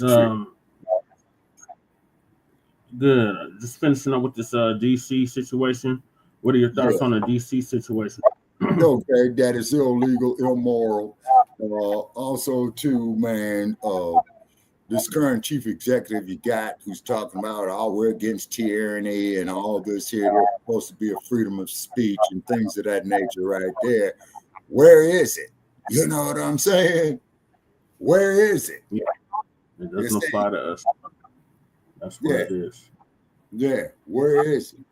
And then, of course, too, old Gruesome Newsom I saw was up there talking about that he's upset with Trump and all this, and they trying to get, to line up for the midterms and what have you. And then, of course, from what I understand, Trump is supposed to be in Canada today meeting with Putin. Yeah, he's in Alaska, to be exact. Yeah, Alaska. Yeah, that's right. And, this time of the year, it stays light up there 24/7. Yep. Yeah, say, so that ought to be kind of interesting, Right. And then, two, is that just looking at the chain reaction in the economy on these damn tariffs, you see what I mean? Is because, one, they taking it all out on people, man, with marginal income. You know what I'm saying? And what have you. You're saying. And then the cold part about it is, man, you got these billionaires, a couple of trillionaires. Why aren't these individuals being taxed? You see? Yeah. Yeah. Why aren't they being taxed? And then they want to get upset, with us on the reparations, because I see you got the reparations shit on. And don't these fools realize, man, is that the reparations money, man, is going to be submerged right back into the U.S. economy? Right. Well, that's what Tariq and others been saying for the longest, Shabaka. Yeah, all it's going to do, man, is going to get submerged back into the U.S. economy. We'll have black entrepreneurship, and then, of course, that's for taxes and all that old type of shit. Yeah, say, number one. Two is, since they got rid of DEI, that's a double plus, is because, see, we could hire our own people, those who are serious. You see what I mean? Because, you do got some entrepreneurs, black entrepreneurs out there that are serious. You see, they're not there to put our own people to work. And then when they do get rid of DEI, okay, then we can hire our own. And like you and I have said over the years, and that the general public has said over the years, the main benefactors of affirmative action was white women. Yep. You see? And the main ones going in and out to slammer on a regular basis, man, is black men. Yep. Yeah, that's Trump true, Shabaka. Yeah. And then they forced by social. Yeah. Before you got on, we covered, I covered, because it's just me. Danielle Spencer, the sister from What's Happening. Yeah, she passed away at 60. So I went over that, and now I'm on to the DC Takeover. Okay. Which is nothing more than martial law coming into effect. Yep, and this could be coming to a hood in a city near you. Oh, absolutely. No, it's not could be, will be. Yeah. See. So, so basically, so what they're doing is that they just testing the ground to see what the Yasa bosses are going to say. You see what I'm saying? But however, man, there's a lot of people. Let's see what the Yasa boss has to say. Who are against it. And then the cold part about it is, I hate to say, it may be a good thing, is that you got OTBs who are against it. Here's the Yasa boss right here, Shabaka. Must be Ben Carson. It might be related to him. Oh, no, I ain't related to his ass. No, I said he might be related to him. Oh, okay. So peaceful, yeah. I don't smell no weed, young. I don't see no homeless people. I mean, I came all the way through the southeast side, all the way down here. You see now I'm at the White House, don't man. It's quiet, yeah. It's a shame that it takes somebody to have to sit in your classroom in order for you to be in order, yeah. Because that's what it feels like, yeah. You gotta be babysitter to do your job, yeah. Stuff been out of control for years. You gotta do better, yeah. You gotta do better, yeah. And mainly, young, you got the problems. It's us, man. It's always us giving everybody a bad name, yeah. We'll see how long this lasts, yeah. How many? It's always us. That means black people. It's always us giving people a bad name. Now, like Uncle Rucker. Well, y'all just listen to the Yasa boss and ass scratching. Even him to this smoking weed, which damn near is illegal. You know, depending on the circumstance, or I guess how much, it is legal. Whether you like weed or not, whether you smoke it or not, whether you like the smell or not, it's not a crime in a lot of places, and it's starting to not be a crime damn near at all. And of course, because that comes with caveats. I don't want to send people off, but he was like, man, to know this loud music and weed and black folk and y'all got the ski mask and locks and stuff. Cut your hair, niggas. Like, yeah, all of that. All of it, and you're gonna have a whole bunch of people sitting up there. Thank you, man. I got black fatigue. You're gonna have a whole lot of that. Right. Now they're not going to the frat boys and all of those people who be having weed, drugs, all of that. You're not going. They're not doing the crackdowns on them, but they're going to the hood, looking for They don't have a tip, and they're not even finding anything. They're wasting time, breaking property, committing damage. Okay, looking for things. And you got folk out there. Oh, thank you. Oh my God, I can't stand black people. Was it last night? How many carjackings was it last night? Talk to me. And y'all keep on posting all these data numbers and things of that nature that y'all see every. Now here's the irony of the coon. Okay. Oh yeah. Now the irony of it is stuff that came from the Metropolitan Police Department and the mayor. Yeah. Let me tell you something. Yeah. Let me tell you something. You can't be that stupid. You can't be, man. Who enters that information to get that data analysis, young? People do. You can enter whatever numbers you want to make whatever report show what, but you can't hide the crime, young. You can't do it. Let me give you something to break it down to you. Okay, and as true as that is, let's keep that above. Let's say that's true. Let's say that. Let's say it's true. What I find very interesting is that when Trump gives a number, these conservatives and Republicans, they believe it 100%. Even though by all statistics, it's not just MSNBC or ABC, by all measure, crime has gone down. While they're talking about, well, yeah, it's screwing, crime has gone down. Crime is, and Trump has not been able to give us any data. Trump nor the Republicans, nor MAGA, nobody has been able to give us any data that refutes what this is saying, that counters what this is saying. They're not able to give us any data that not just crime in general, that any these categories of crime has gone up in the last year. By all metrics, crime has been decreasing, not just in America in general, but in DC in particular, as well as other major cities. So there's nobody who's able to say, well, you know, this isn't an overreaction. He said, oh, well, they fixed the numbers. Okay, well, what are the real numbers then? Because you can't say and crime in general, any and all crime warrants the damn National Guard. It can't be any and all crime. So what warrants this level of extreme militarized policing? What warrants this? And they're all like, oh, they fixed the numbers. He's just making that up at this point. He has nothing to base that off of. He can't substantiate that with anything. Right. For those that don't understand, I retired from UPS, right? So what they used to do to play with the numbers or whatever, we have mission packages. You would have drivers over the hours.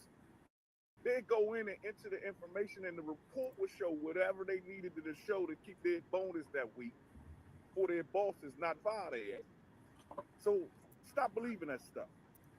And I don't know if you ever had to deal with the DC government, young, but they suck, young. They have got a lot more better now that the officers have did what they had to do and got all of these people out of the government and got rid of the riffraff and things of that nature. People actually do work now. Let me give you this for example, right? You got carry and conceals or whatever that were being issued by the DC separate department that was handling the gun license and the things of that nature. Yeah, that's a good idea. Time for like brother. I seen that video too. Yeah. He made a lot of sense. We need him. Mm-hmm. Yeah, we need to invite him on, man, to come on. Carry and conceal. Yeah.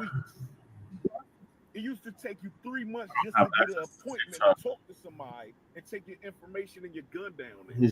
Now, talk to brother. You go online right now and they got appointments available tomorrow. How does that happen?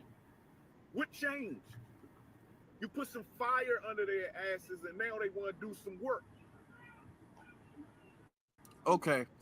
But the thing is that that concern, that could be a legitimate concern. It could be a legitimate concern if you're able to substantiate and have some type of correlation with people rapidly being able to get licenses. It's not like they're just buying guns illegally. They're able to legally purchase firearms if you're able to find some type of correlation to that and then violent crime. But you're not able to find that correlation because just because people are being able to get their licenses and permits and things like that faster does not mean that that's automatically going to equal more violent crime. As a matter of fact, the data is not showing that. Right. So if the data is not showing that people getting their licenses is equaling more crime going up, why is people getting their gun license an issue? The only way you can be able to voice that as an issue is if you're able to say, well, because of this and because of people being so lax with the permits or us not giving the time length that you feel is necessary, you're creating a danger by giving gun licenses to people who you don't know is responsible. But if the data is showing that violent crime, let me show you again, if the data showing violent crime, gun licenses or permits or whatever the case may be is an issue. How is that an issue? What data do you have to substantiate the claim that this is an issue, and that we need to roll back on that? I would honestly, I really would. I would honestly give it to you if you were able to prove that to any degree, but to no degree are you able to prove that that's been an issue. You're looking for a reason to justify this. You're looking for a reason, because based off of, like I keep saying, the numbers and Trump himself. The reason for it, though. Okay, Trump himself has not come out with any proof. He's just saying it's a bunch of crime. Okay, so literally, Trump can literally go anywhere in America and say, "Man, this crime is just out of control, and we got to do something right now." Literally, with the logic he's using for DC, he can go anywhere in the country and say, "Man, this crime is just crazy. This is out of control. Oh, we need to send a National Guard in here. This is too much." Even if the crime has been decreasing over the last 3 decades steadily, with spikes maybe up and down, because that's just how statistics go, but steadily over the course of 3 decades, even if you prove that crime's gone down, with the logic of, well, I don't have to show you the stats, I can just say there's crime, so therefore it's out of control, so therefore I can send the National Guard. That's what he's doing. And you have a whole bunch of people sitting up there trying to find a reason to justify this, and there's no reason. There's no reason. He's right about that. And then if the orders, I mean, because you do got a couple of people out there being all like, "Man, it's not Trump doing the right thing, man. Trump doing the right thing." Okay. It's another clip. Hold on. Okay, there we go. So everybody tripping about Trump releasing the National Guard out there in DC. Everybody tripping about Trump putting the military in them towns. Well, if you're not a criminal, if you're not out there in them streets doing anything you ain't got no business doing, you don't have anything to worry about. Bullshit. Bullshit. And do y'all see that? This is, man, come on now. If you ain't a criminal, why is they stopping? They first off, in the black community, we've always had these ass kissing, pop loving niggas who be all like, "Well, if you wasn't like doing the a chief crime, of the police I don't see department in why the cops Florida. are stopping you in the first place." When we literally showed you guys in this very live stream videos of black people sitting on their property and being harassed by the police. Mm-hmm. You got police running into people's buildings for no reason and finding nothing. Okay, so all of this, well, if y'all wasn't doing nothing illegal, then they wouldn't be doing nothing to y'all. No, these cops are literally harassing black people looking for a reason. So all of that, well, y'all should just obey the law. How about that? That's what. And that's why they need to get rid of qualified immunity. You still get the feds busting the door down. The gunslinger. If you're not the street runner, if you're not the one that's out there being notorious in those streets, if you're not the one putting tears in parents' eyes for no reason, for things, for stuff, if you're not out there terrorizing people, just wreaking havoc on the streets, you don't have anything to worry about. Huh. Yeah. Yeah, he might as well believe in Santa Claus too. Don't make yourself a problem. Believe in the Easter Bunny.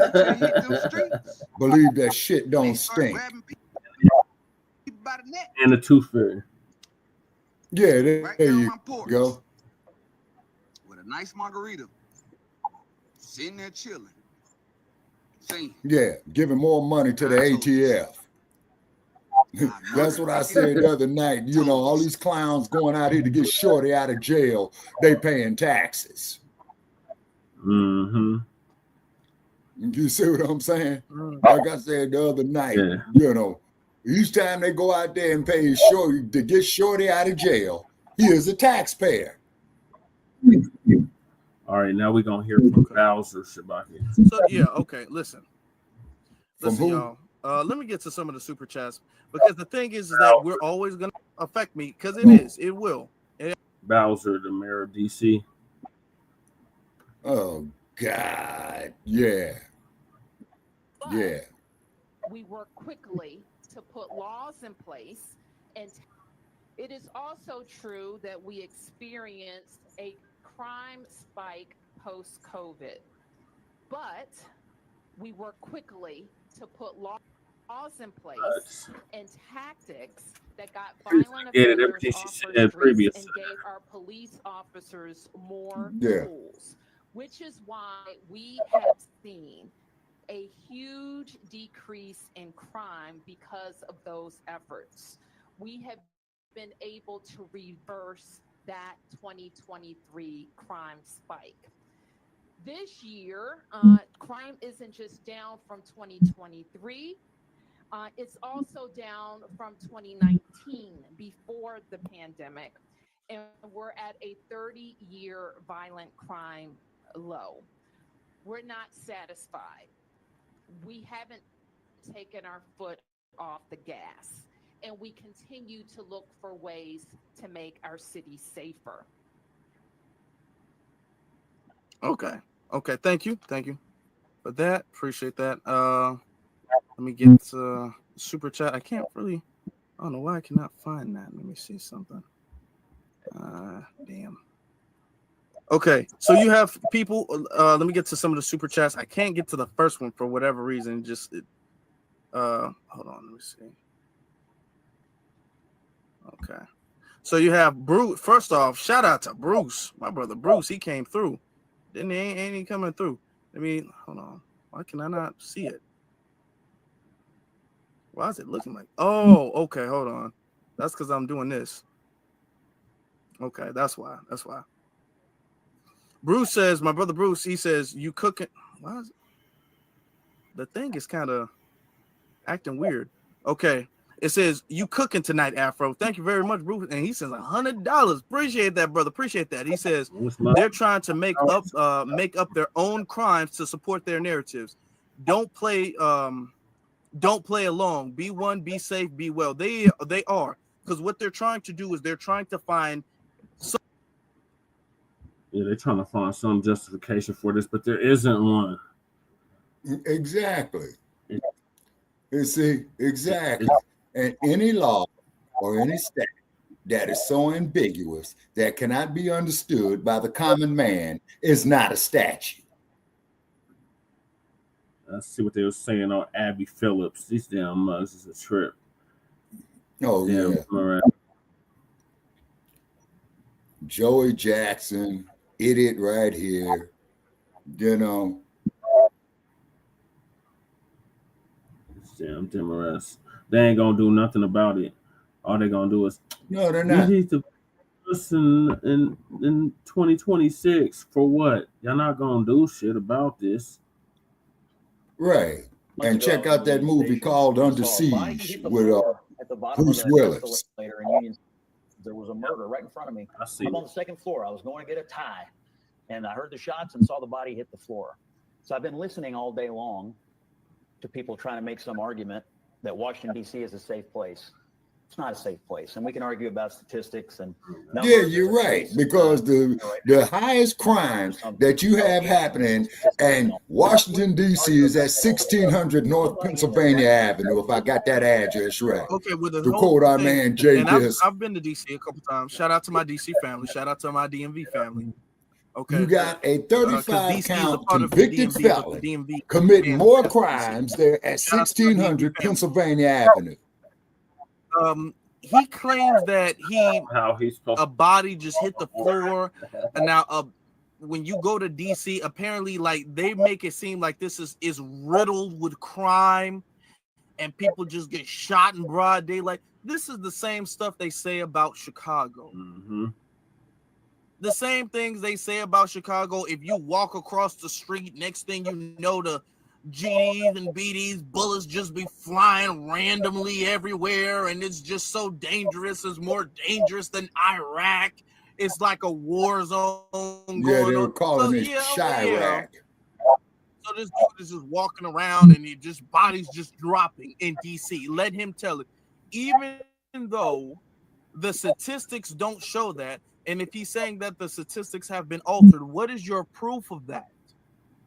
Where's your evidence that the statistics have been altered or are incorrect in any way? You don't get no evidence that the statistics have been altered in any way, because the statistics have been showing for the last 3 decades that crime is actually going down. But let them tell it, and this is their excuse. Anytime they want to bring the police in the situation or have stricter police, they will always say, oh my God, crime is just crazy. It's Armageddon. Don't you understand? Nobody is safe. People are boarding up their windows and kids are afraid to go to school and all of it. And they'll say that. Yep. And then next thing you know, when they send the National Guard is stopping black people for smoking weed. They send up there harassing black people smoking a joint on their porch. But let them tell it, it's gang violence, it's Armageddon, it's the end of the world, it's the end of DC and civilization as we know it, the way they're telling it. Okay, come on. We just know, come on now.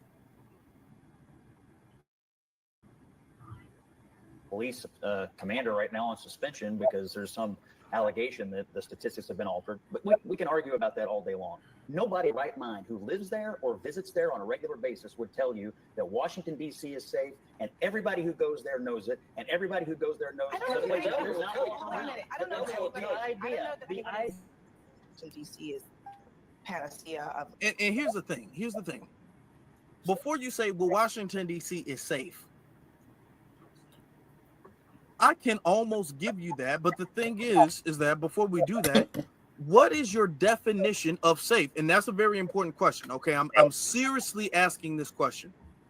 What is your exact definition of a community or a city being safe? Because if you say that crime at all, period, makes a city unsafe, then there is no place in this country. That same question when I was running for mayor in 2023 of Denver, Colorado. Like, what is people's definition of safe? His definition of safe ain't the same. Yeah. And these crackers trying to argue with me. Well, more police in the area makes me feel safe. And I was like, well, that doesn't apply to black people. More police don't mean that we feel more safe. Exactly. They say, and then, like I say, they're pulling you over with no probable cause. You say, just cooperate. Black people over there running up in their house, running up in their apartment complexes. I just showed the videos of all of that before you got on. So, like you said, it's a clear violation of their rights. Yeah. Just say that is safe. And furthermore, there's no place in the world. Go ahead, Shabaka, and I'm going to let the clip continue. Okay. World that is safe. There's literally no place in the world where there's just no crime ever at all. Period. Nobody does anything illegal. Okay? Because people do illegal things all over the world. Okay? So what is your definition of safe? Does DC have crime? Yes, it does have crime. But let them tell it, any crime at all makes the city unsafe. So therefore, that justifies the National Guard coming there. Well, I mean, then the National Guard should be everywhere in the country with this logic. Notice they're not really defining things. This is this vague, ambiguous thing. Well, somebody got shot. So, I mean, come on, send the military. Well, whoa. That's a little much. Right. That's a little much, though. So just keep that in mind. The military force, but we don't want you. No crime. Hey, hold on a second. DC for a long time. Okay, in Tennessee, made by terror, and we have the data. The most dangerous places in the United States. DC is not in the top 10 list. Have you ever The seen a number body one- drop in a number civilian? one- Because they have a higher murder rate than Washington, D.C. does. The number one place. Look at this list, Shabaka. So you got Memphis at number 1. Then you got Oconda at number 2. Then you got St. Louis at number 3. Baltimore at number 4. Detroit, Motown at number 5. Alexandria, Louisiana at number 6. Cleveland, Ohio at number 7. New Orleans, the Big Easy at number 8. Monroe, Louisiana at number 9. And last but certainly not least, Pueblo, Colorado. Yeah, it goes down in Pueblo. Shabaka, you're muted. All of these cities are predominantly black cities, with the exception of Pueblo. And keep in mind that Huey Newton was born in Monroe, Louisiana. Yep, he sure was. Ain't that the capital of Louisiana? I'm surprised they don't have Shy up there. Shy is not even on the top 10 list. So yeah, I don't see Los Angeles up there. Nope, Los Angeles not on the top 10 list. Memphis is number 1. Okay. Memphis, they want all the smoke. Oakland is number 2. St. Louis is number 3. Right. Baltimore is number 4. Right. Detroit is number 5. Right. Alexandria is number 6. Cleveland is number 7. Right. Was number 8. Monroe, where Huey P. Newton was born, is number 9. And last but not least, Pueblo, Colorado. It goes down in Pueblo, but there's not a lot of black people in Pueblo. But all these other cities, there's a large black population. Right. Yep. And then on top of it as well, too, you see, if we had controlling our own industries, you see what I mean? Okay, I think it would go it would go even lower. But the problem is that you get these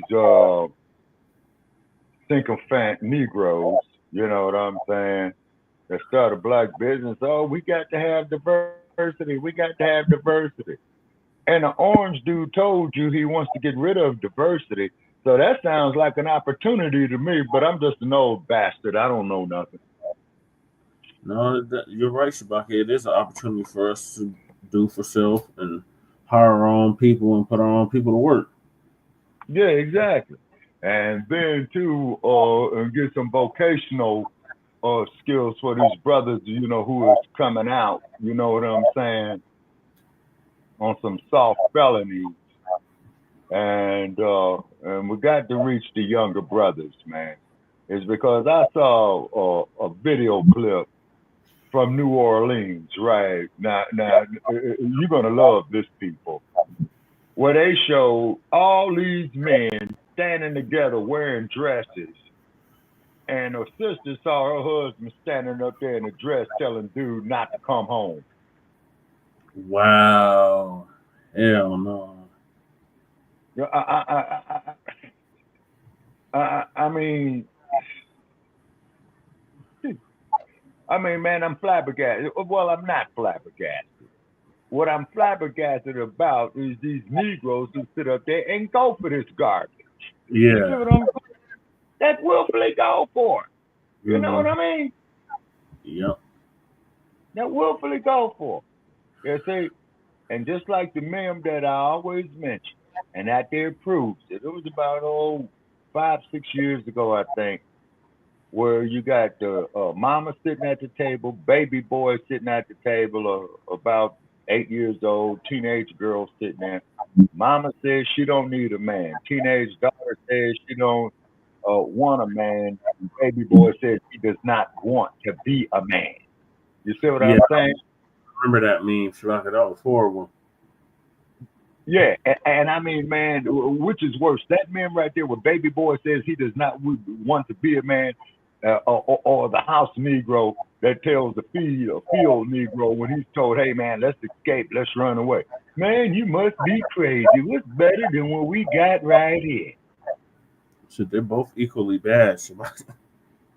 Yeah, man, you know what I'm saying? And we're supposed to be tolerating, organizing, marching, Uncle Tim Scott, you know what I'm saying? Oh, and then, by the way, to you people out there on my Facebook page who was hurling insults at me about the white man that shot the brother in the wheelchair a few days ago up there in the PMW, you know what I'm saying? Well, the man in the wheelchair was reaching for something, and a white fella pulls out his weapon and puts 3 slugs in it. You know what I'm saying? I was gonna cover that tomorrow. Yeah. You see, this is I just don't know what to say, man. I just don't know what to say. But I'm glad I got fewer tomorrows than yesterday's, man. Is because I was talking to a family member about that, and they saying that this is just too much. You know, it really is.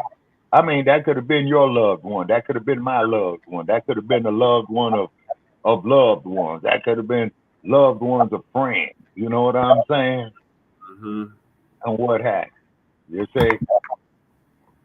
And like I said, you know, young men, you know, keep yourself in shape, but don't go off with that alternative agenda. Right. Because the people in your crew, brother, chair the vanguard of the nation now.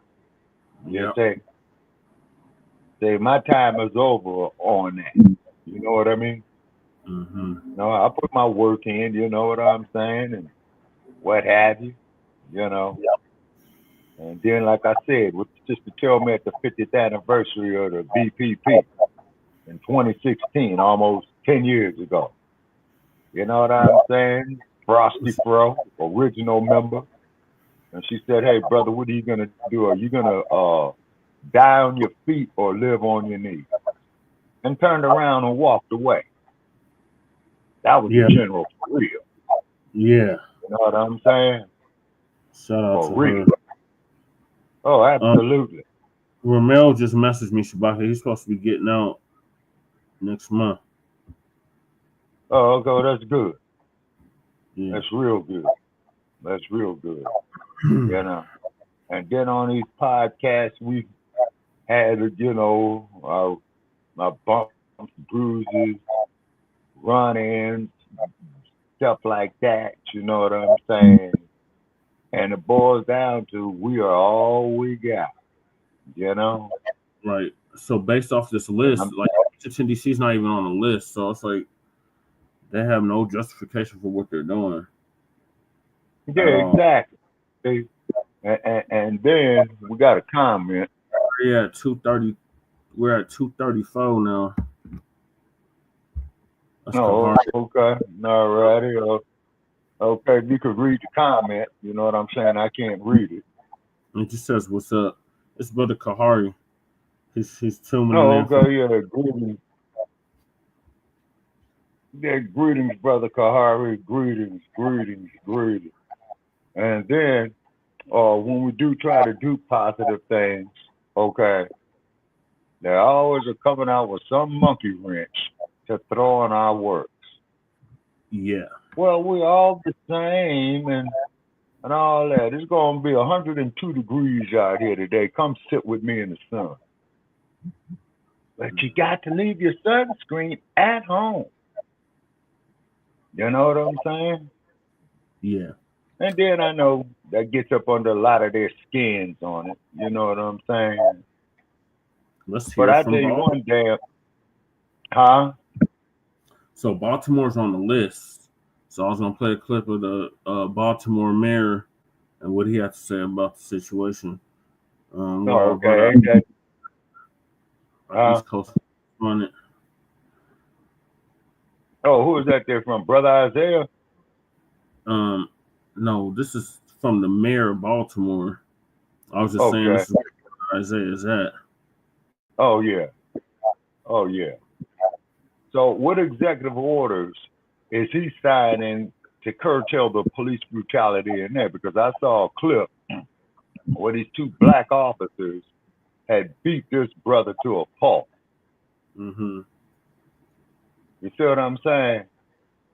Well, remember that same thing in Memphis, and they let all them officers walk. Yeah. All them dudes walk, man. So hopefully, man, they could haul. But the only thing, if they haul them in the federal court, man, the only thing they can get them on the civil rights abuse. You see? Yeah. You know, like shot. You see? So let's see what he has to say. Yeah. Real estate agent assessed her property about a month and a half ago. She said the agent told her, "I can't sell this house with that," referring to the 10 or 12 people involved in the drug market loitering across the street. "I'm going to get hurt one day. I know I am," she said. What do you say to those residents of Baltimore? Oh, check Capper. Citing falling crime statistics, glosses over some of the harsher day-to-day realities and needs that they have to their lives in Baltimore, needs for things to change even further in terms of just regular drug trafficking. Yeah, so we're only having that discussion because the president's having that discussion. And this, I want to be very clear. I didn't read the Baltimore Sun article. I don't read it because they're a part of the president's propaganda machine, so I don't read it. But what I will say to the residents is very clear, Jake. They know me very well, and you know, you met me as a young councilman. Excuse me. You met me as a young city councilman who was leading the largest anti-violence movement in this city. And Okay, I could barely hear it, brother Chuck. I am someone who is. I've had the gun in my face. I've lost friends. This isn't just. Let me play it back. I don't know why the value some of the decreased. harsher day-to-day realities. It's only a minute. I'm gonna circle it back.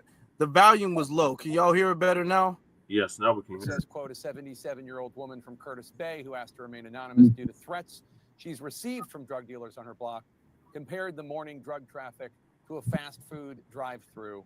When a real estate agent assessed her property about a month and a half ago, she said the agent told her, "I can't sell this house with that," referring to the 10 or 12 people involved in the drug market loitering across the street.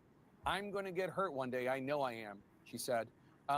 What do you say to those residents of Baltimore who may think that citing falling crime statistics glosses over some of the harsher day-to-day realities and needs that they It's on his end. have to their lives Okay. in Baltimore, need for things to They're change probably even throwing further in monkey terms of wrench just in the regular works. drug trafficking? Yeah, so we only having Because that I'm discussion seeing a whole because lot the of that president's lately. having that discussion. And this, I want to be very clear. I didn't read the Baltimore Sun article. I don't read it because they're That's the problem with this AI the stuff. president's propaganda machine, so I don't read that. But what I will say to the residents is very clear, Jake. They know me very well, and you know, you met me as a young councilman. Excuse me. You met me as a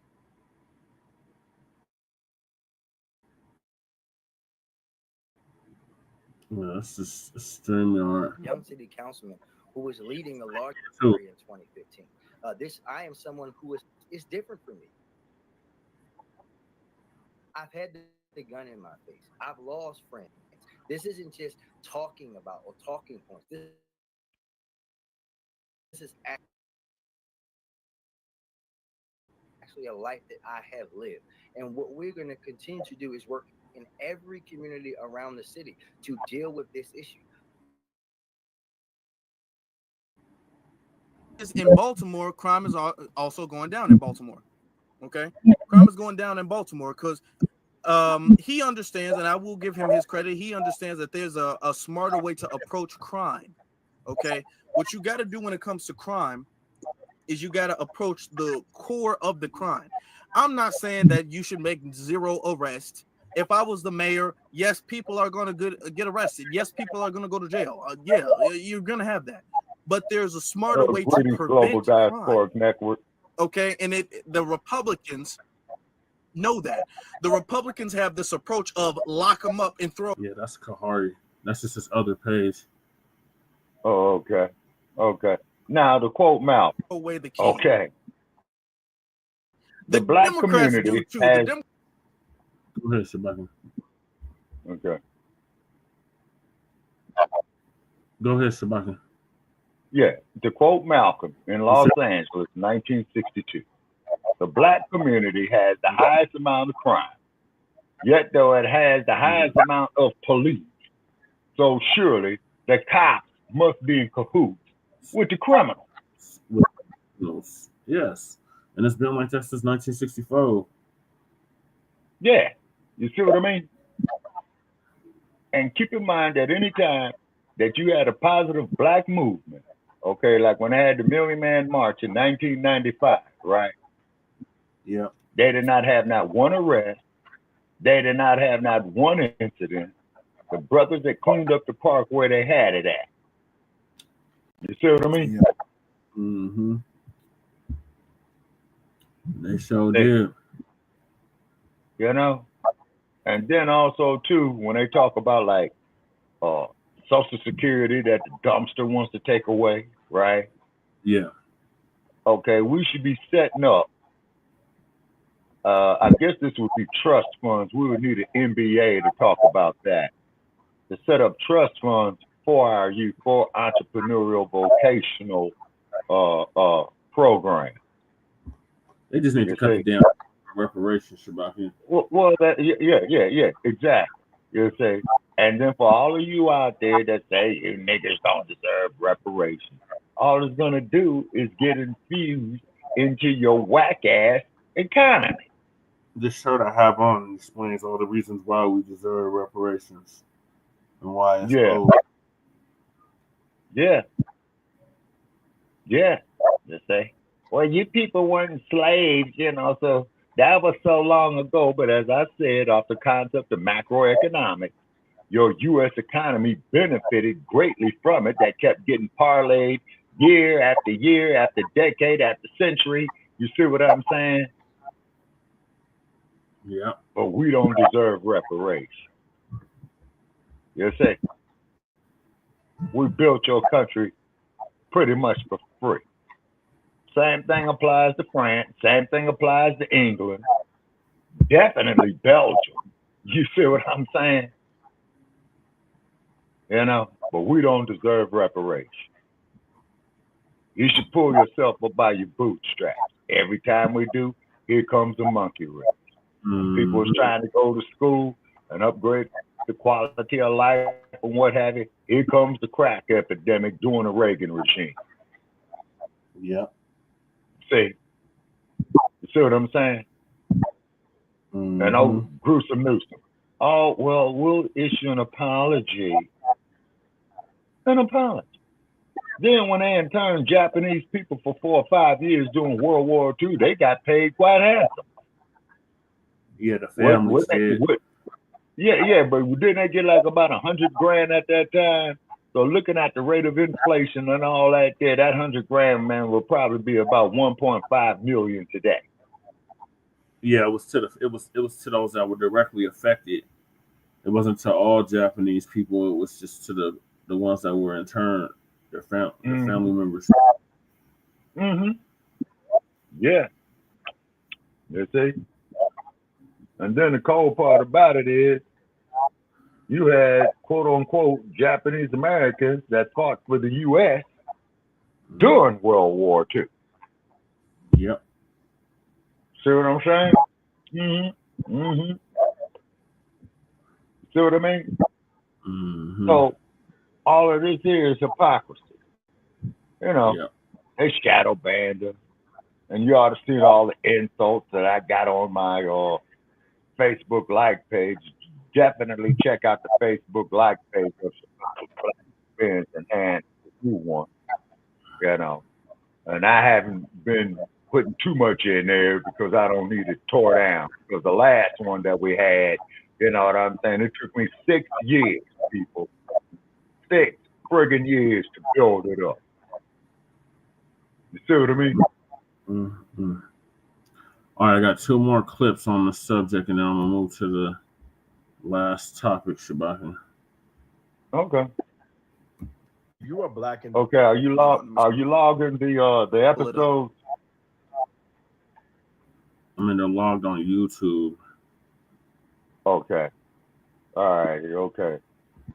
So I've been keeping notes of what we did on the StreamYard. You know what I'm saying?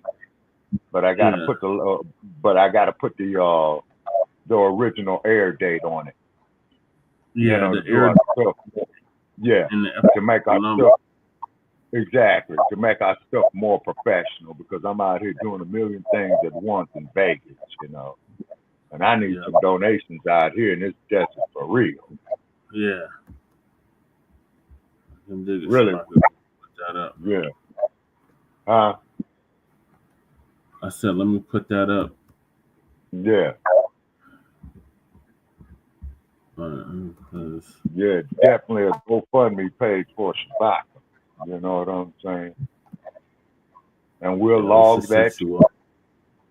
see. Yeah, and then we'll log that too, and then we'll make disclosures with receipt documentation of what the revenue is going for. We just got to get you a card, a prepaid card where the money can go to, so it's not attached Yeah. to your bank. Yeah, no, don't need nothing attached to my bank, man. Oh, and you do know, man, that Zelle, man, you know, they site crashed. Oh, word. Yeah. Damn. Yeah, you see, oh, this is by design, man. This shit ain't no damn coincidence, man. Yeah. You can't make this shit up. Mm-hmm. You can't make it up. You know? All right, let me get to this clip, Shabaka. Mm-hmm. President Donald Trump has encouraged federal law enforcement agencies to patrol the streets of D.C. This means that agencies like FBI, U.S. Secret Service, U.S. Marshals, DE are now patrolling the streets like they are local law enforcement in D.C. And so this may produce some questions for us, like, is this legal? Why is this happening? And how should I conduct myself in this climate? I'm going to address these things in this video. A few years ago, D.C. Council voted to allow federal law enforcement agencies to enforce local laws as if they are extensions of the Metropolitan Police Department. So, for example, FBI, U.S. Marshals have had permission to enforce local laws such as jaywalking and arresting, citing someone for smoking marijuana or like DUI. Man, They've jaywalking, man. So everything that's happening. After you finish, I got a story to tell y'all. Why is this happening? I grew up in this area. From the time I was a child, there have always been rumblings of the Republican Party wanting to take over DC. Like since I was a child, everything that's happening has been said, and like cooler minds prevailed. But there's always been conversation from very far right individuals about taking over DC and what that would look like for them to own and control the city. So this has been a thing, a part of their conversation. I've heard this since I was a child. Finally, how do you conduct yourself in this climate? First of all, I want you all to understand something. Federal agents are not your police officers from DC. They're not. They're from all over the country, and they've been assigned to this area.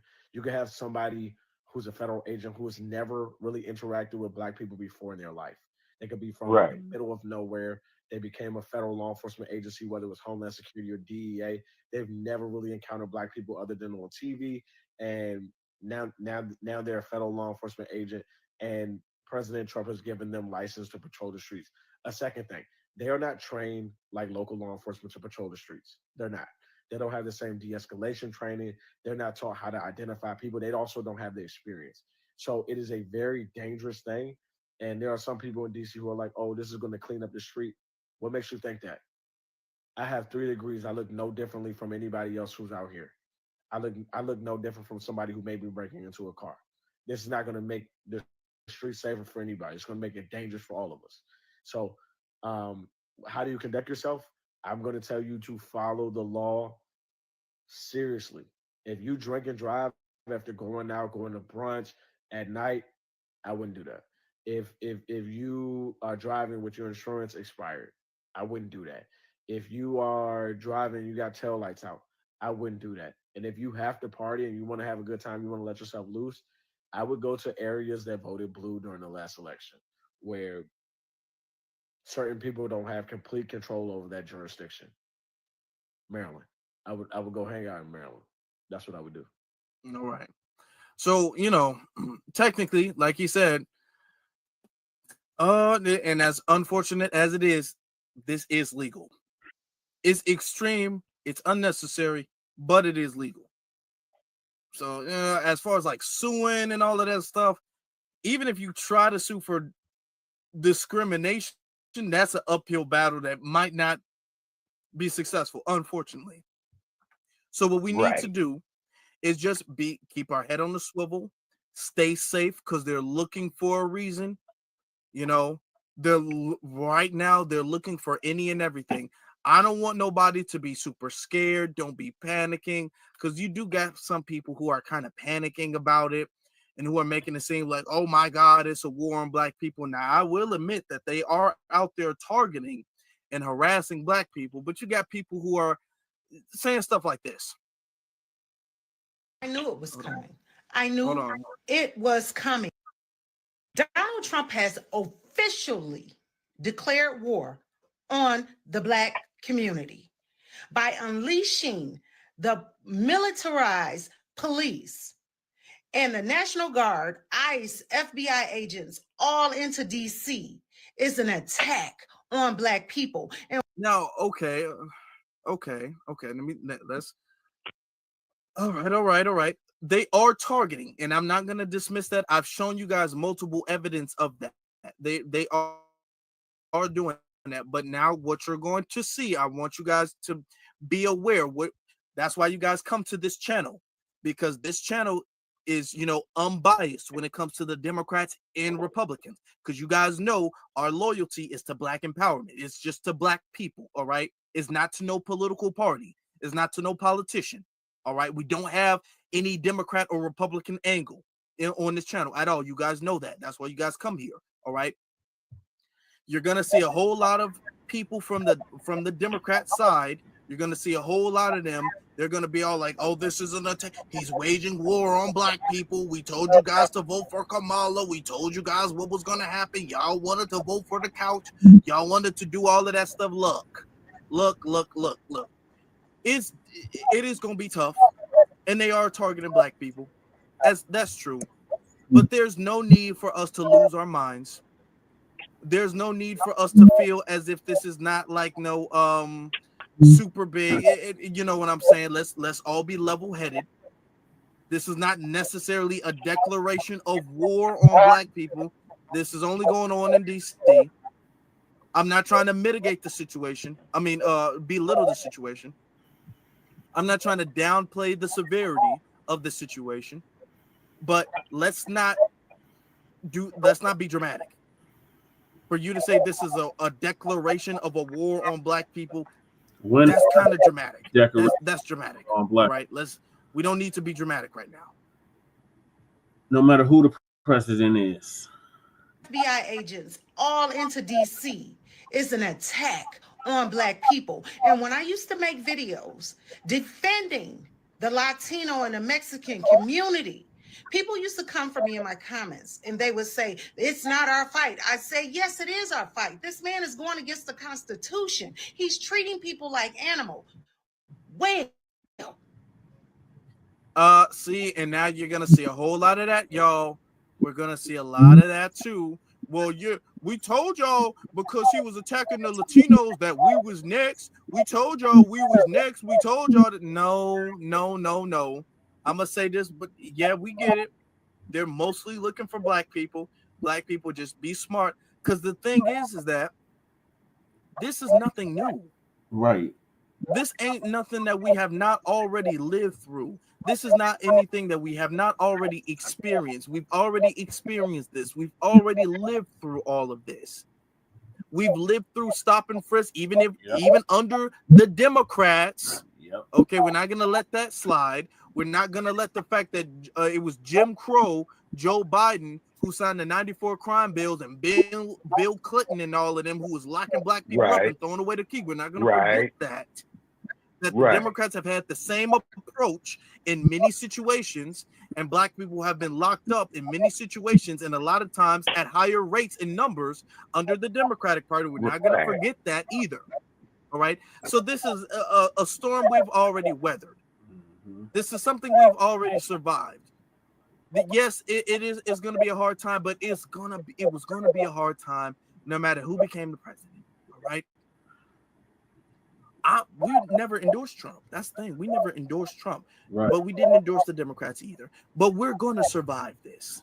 This is not a war against black people. Let's not be dramatic. Let's not lose our heads. And as far as vouching for the Latinos, yeah, we would no.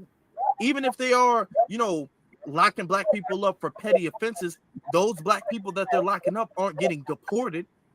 Right. They're not out there deporting no black people. We're not getting deported. So yeah, all of that, we should have fought for the Latinos. We should no. That's still not our fight. It don't matter what's going on in DC right now. All of the stuff with the illegals, they still got to go. They still got to get out of there. We're not changing our stances on that. Right. I don't want nobody to be like, you know what, guys, y'all was right the whole time. No, they were not. They were not right the whole time. They were still wrong. As far as all of the Latinos and the illegal immigration and stuff like that, they're still wrong. Mm-hmm. Okay, all of these people who are gonna come out of the woodworks now with the we told you so, we told you so, we told you so. No, because you can find situations like this that happened under the Biden administration. Mm-hmm. Okay, where they was militarizing the police under the Biden administration, under the Obama administration. So nobody can pull the "we told you so" card out. They can't do that. They cannot do that. Okay. And I'm not even trying to downplay what's going on right now, but don't let no damn Democrat shield say, see, this is why we should have came for the Hispanics. No, we shouldn't have. Because a lot of the cops who are out there breaking into black people's homes are Hispanic. Now, they don't want to tell you that part, but they was like, yeah, you see, we should have protested with our Hispanic brothers and sisters. The black and brown should have stuck together, but they're not going to show you or tell you that a lot of the damn cops that are harassing black people are also Hispanic. Yeah. Just keep that exactly. And now keep in mind, the LAPD wants to put illegal immigrants on LAPD. And every day it was something new. And we'd wake up and we just laugh it off and say, oh, well, you ain't talking to us. Now he has found a way to release the police on us. And he had said before he got in office that the police could do whatever they wanted to do and he would back them. Whereas no more stop and frisk. All those police killings, they're back. They're back. They never left. Okay. Those police killings under Biden. Exactly. The hell is she talking about? Exactly. Oh, police killings. Police killings under Clinton. We already know what Trump's response to crime is. And like I said in the very beginning of the live, I have never, ever approved Donald Trump's handling the same tack when it comes to crime, because I always know it's slanted against black people. Okay, it's tough on crime when they're black, it's light on crime when they're white. Trump has always been like that. Okay, and I've always called that out. Okay, from when I very first started YouTube, I've always called that out. All right, and we are. But let's be honest. Let's be real. You know what I'm saying? None of the stuff she's saying, the cops get away with killing black people. It was a lot of black people who were shot and killed under the Biden administration and under the Obama administration. So yes, if the same thing's going, it's really nothing new.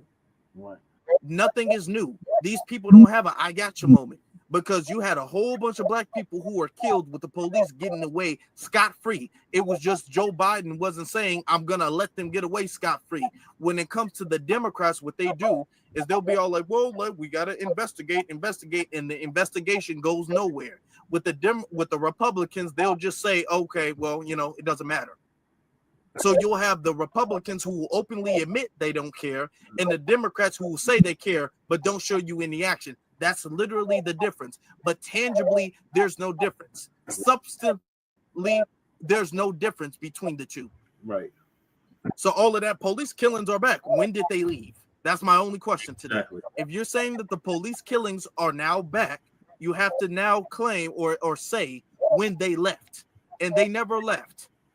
All right. So don't let the Democrat shields are going to come out like, we got you guys. No, you don't. No, you don't. No, you don't. Protect your children. Protect yourself, because we have a sick individual in office, and whoever voted him in is a sick motherfucker too. You will get no argument from me, ma'am. That is the truth. Okay. We've always had everybody who's been president is a sick son of a gun. Everybody who's been president. You can't name one person who ain't been president, ain't did nothing for black people. Even the ones who did do something for black people, there was a damn agenda behind it, or they were forced to. So yeah, LB. It's like, oh, we got a sick president now. When I hear people be all like, this current administration is anti-black, I'm like, so the previous one wasn't. They all anti-black. Yeah. Ain't nothing new, y'all. Ain't nothing new. That's what I'm saying. Yeah. Now, when it comes to foundational Black Americans, there are highs and lows. Okay, there are some times when the situation ain't as bad, and then there are some times when the situation just get a lot worse. We just get more turned up. It's just what it is. Okay, these situations, I don't want anybody to feel like they shouldn't take these serious, because you all should. We all should, as a collective. We should take this situation very seriously. But at the same time, I don't want people to lose their minds and act like this is something unprecedented. Yeah, the National Guard, of course, being in DC just patrolling, that part is unprecedented.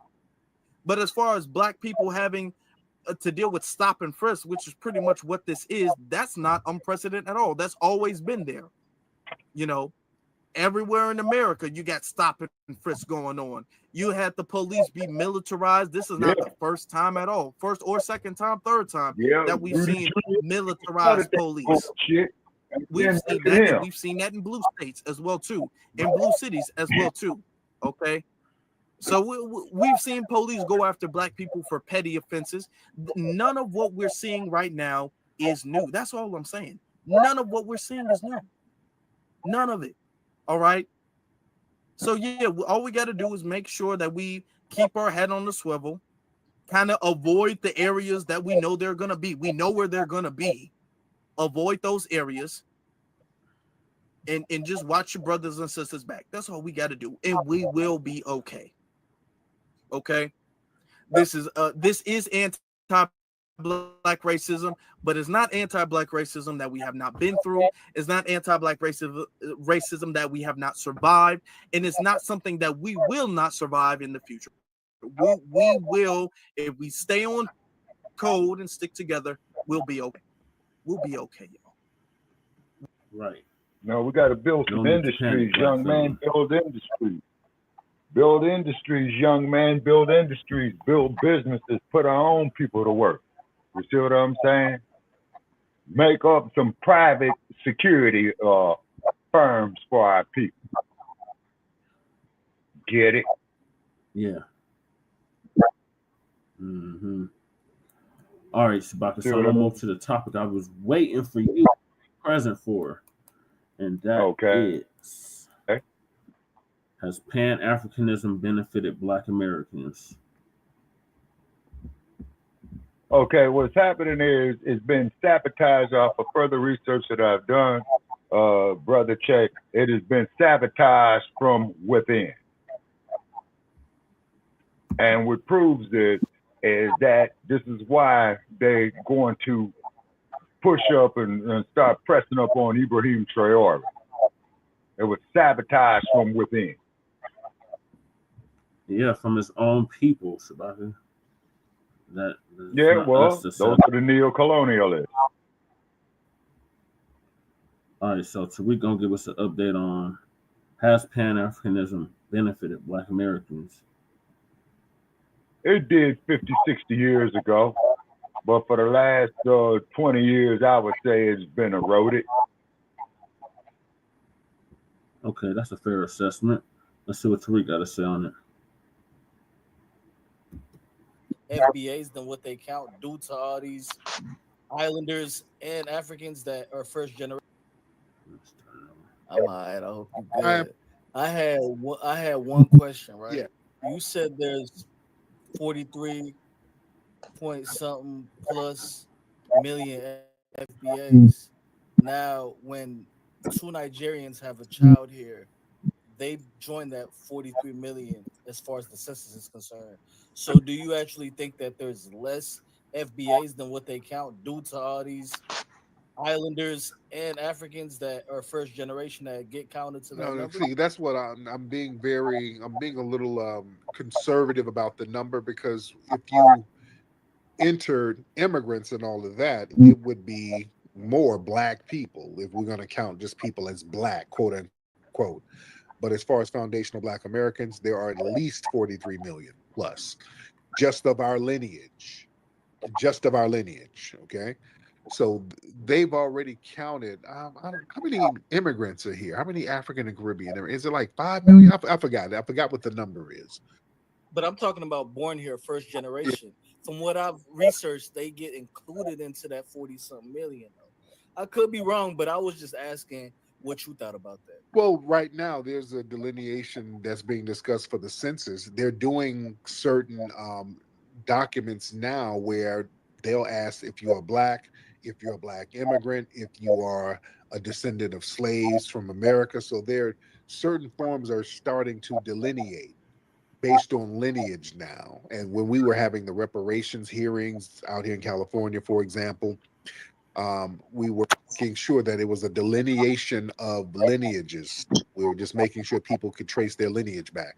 But yeah, you're not, if a Nigerian come over here and have a baby, you're not going to be a foundational Black American. A foundational Black American is what it is. You can't become one. You already have to be one. You already have to be a foundational Black American, right? Yeah, but I'm not speaking of the lineage. I'm just speaking on the census and how they get those numbers, if that makes sense. Right. I understand the lineage and how a person with 2 Nigerian parents is not an FBA. Right. I'm just saying when they speak on the 45%, 45 million African Americans, as they label them on the census, would that include those first generations? That was my only question. What I was they would probably be in the Black or African American category. So there it is. That's all I There have, you go. brother. Thank you so much. All right. Let's get what's that, Dr. Dury? Dr. Duryea. What's up, brother? Hey, what's going on? I just wanted to give you your props, man, because I listen to you a lot. I've been a fan for over 10 years, and I hear a lot of your techniques when you deal with Dr. Millie, when you deal with people on the space, and I hear a lot of Dr. Millie Fuller, how you keep asking questions until you get the answer. And I implemented that, and I watch you do it. It's a master class if people really go back and understand exactly what you're doing, and it's really ingenious. But I'll land my plane here with a lot of them know exactly what FBA is. It's just a diversion tactic to confuse things. It's just like when people talk about the difference between when people always bring the Jew issue up to you, right? Right. And they always want to make a difference, a delineation from being white to an ethnicity. So they jump all over the place, and they just want to make things confused. So I'll land my plane with that. Much respect. Thank you, brother. Let's get Darrell. Darrell, yeah, Darrell. How you doing, brother? I was calling, is the FBA movement kind of like the Chicano movement and Mexicans? Not really. Yeah, not really. No. I think it's basically acknowledging our lineage and our foundation status of being the people who the United States was built on top of. So the Chicano, I think that's kind of a different thing. Yeah, that's completely different. So Okay. And one more thing, brother. I was a enumerator for the census, and I did for the tribes out here in Central California, and ran into a lot of natives, and they were saying, welcoming me, talking about, brother, you were one of us. Like, and one of the elders was like, I was like, no, I'm Black, I'm African American. He was like, no, we have Indians that was darker than you, brother. Yeah. And he was showing me some North Fork where I was at. And it was just deep. But when you go into casinos, the tribesmen and the chieftains is $5 Indians. Oh yeah. Yeah, they're telling So I was, yeah, they know what's up, especially out here. Yeah. But thank you so much, D. But yeah, out here in California, you had so many Black tribes out here. Oh man, there were several writers who wrote about all the Black native tribes out here in California. That's not a coincidence. Yeah, well, I ain't They talking about the seen only none, people. Tariq, and I've lived in California Just go damn look near the at old majority of my images life. of California So get that lie Indians. straight, homie. When I go to different museums out here in And the California main and go ones who to own the casinos on national the Indian parks and land stuff are the like that, they have Chinese. these old images of the So natives out mention of that, dark as Tariq. hell. You know? Ontario, what's up? Ontario. All right, Ontario won't say nothing, so we'll get Keith Nixon in the building. Keith, what's up?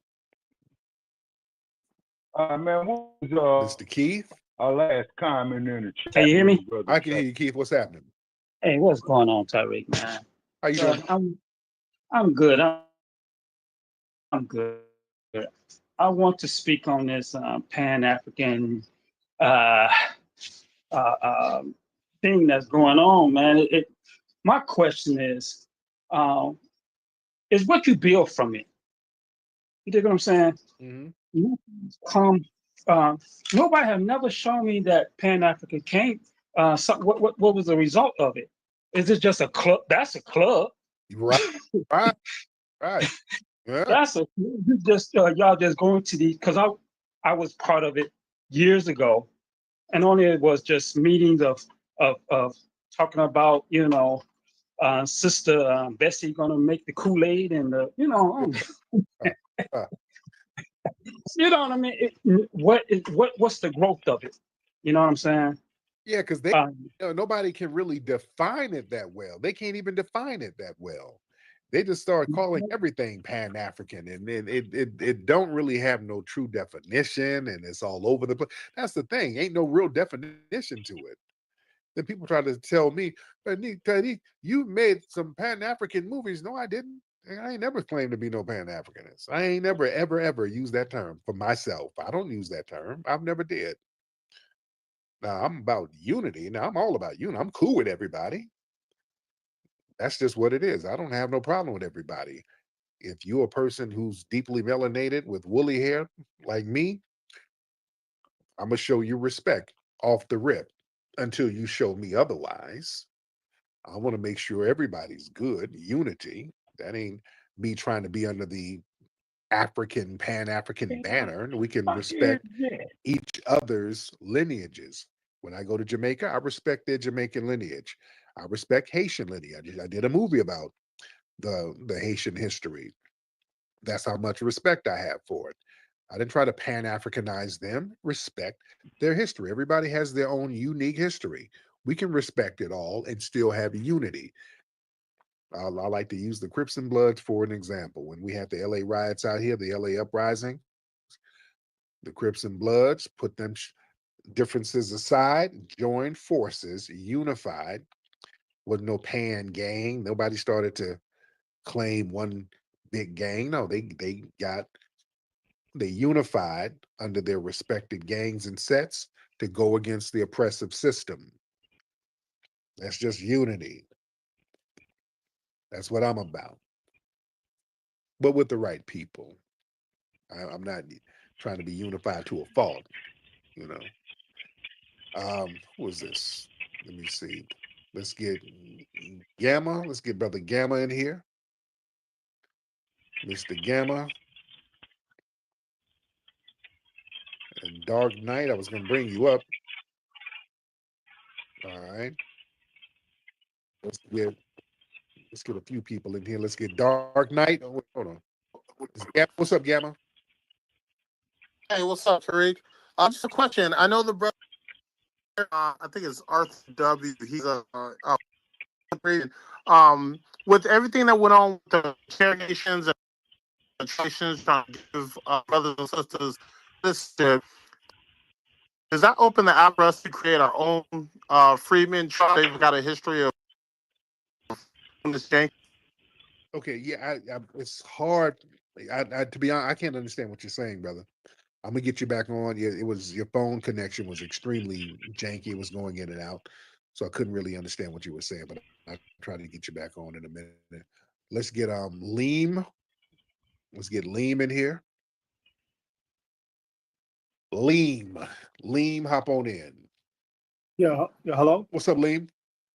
Yo, hey, I had a question. I remember a story that you mentioned a while ago about a woman who was in a town and the whole town um was in like some kind of a catastrophic event and the whole town is like no longer here. Yeah, that was Julia Brown down in Julia. Julia Brown down in Frenier, Louisiana. Okay, I've been looking for that story for so long. So interested in that. But thank you. Yeah, it's deep. Yes, indeed. Yeah, look that up. There's a real Julia Brown. Julia Brown down in Frenier, Louisiana. It's right outside New Orleans. Yeah, the sister. That's why I tell you that majority shit is real. Y'all better not play with it. This sister was down here in this small town in Louisiana, and they were doing some discrimination against her and her husband. Her husband died, and they And did I'll never something set janky to foot in that her. goddamn And state she again. told the whole town that when I die, I'm taking this whole town with me. She kept telling them that, and they're like, "Oh, this woman is crazy." She's like, "Yeah, I'm crazy, but listen, when I die, I'm taking the whole town with me." And she just kept telling them that for the longest.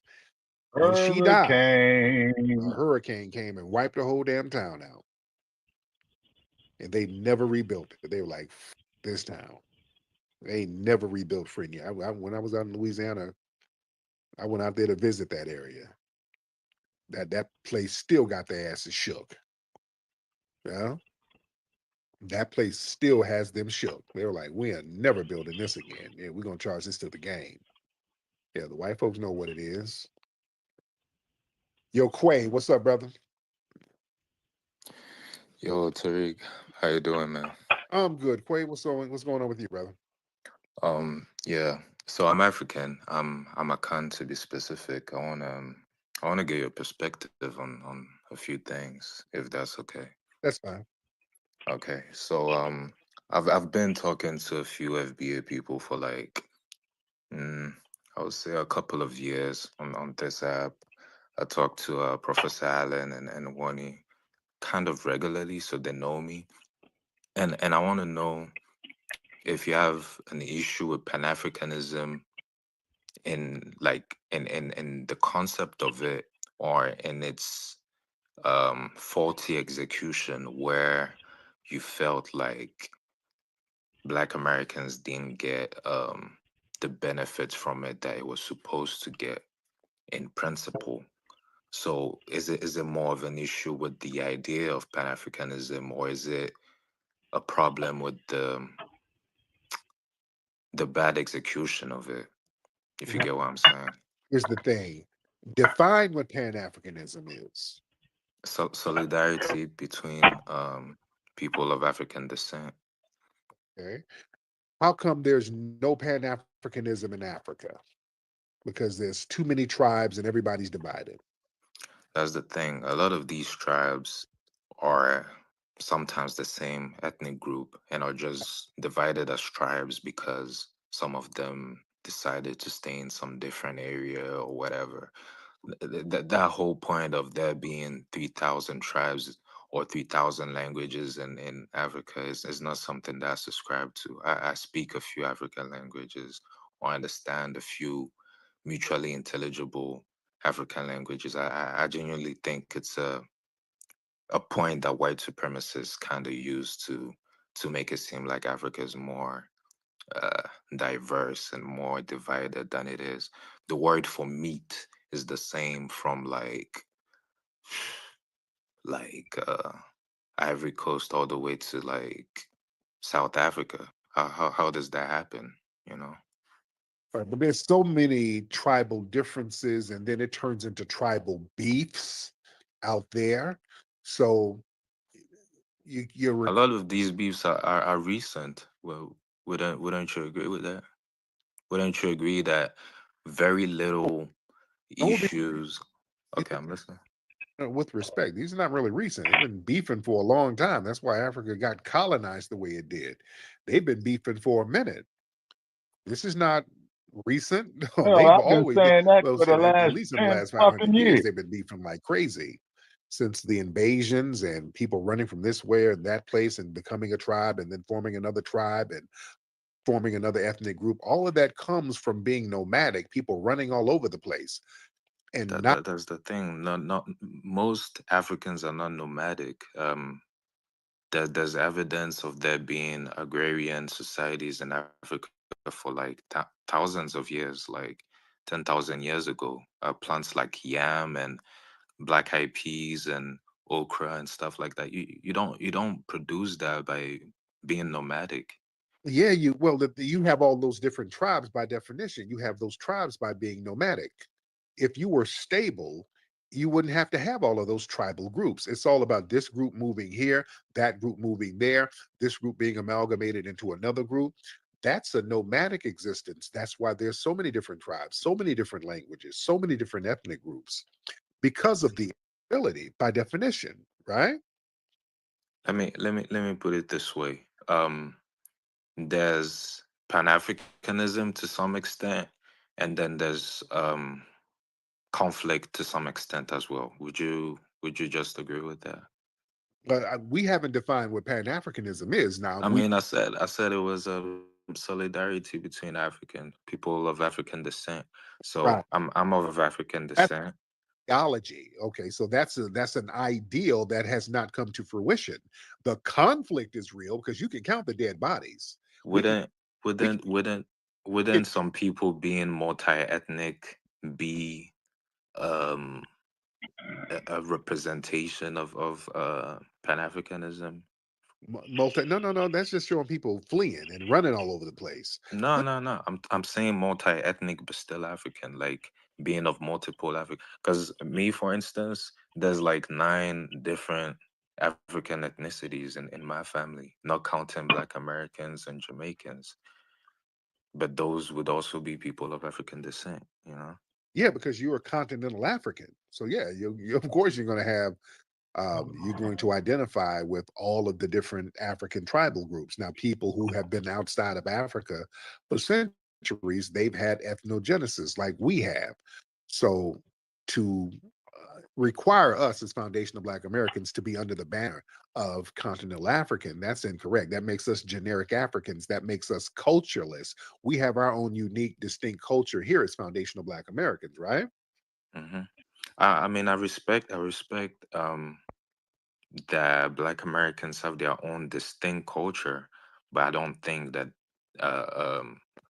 let's say, a Black American saying that he's of African descent erases all his culture. I think Black Americans have a lot of culture, if anything. Yeah, you can. But I don't think that right. anybody's right in saying that Black Americans don't have their own distinct culture. They're just one ethnicity among others, you know? Right. Yeah. Okay, hold on. Let me get Great Black Shark in here. Great Black Shark, hop on, brother. Salute to you, black man. Can you hear me okay, brother? Yes, I can. How are you? Great. I'm doing grand, fam. I hope I was well over there with you and yours. Respectfully to the brother Quay, I'm going to bring up some things that I hope that you really consider here when it comes to the idea of selling Pan-Africanism to foundational Black American freedmen.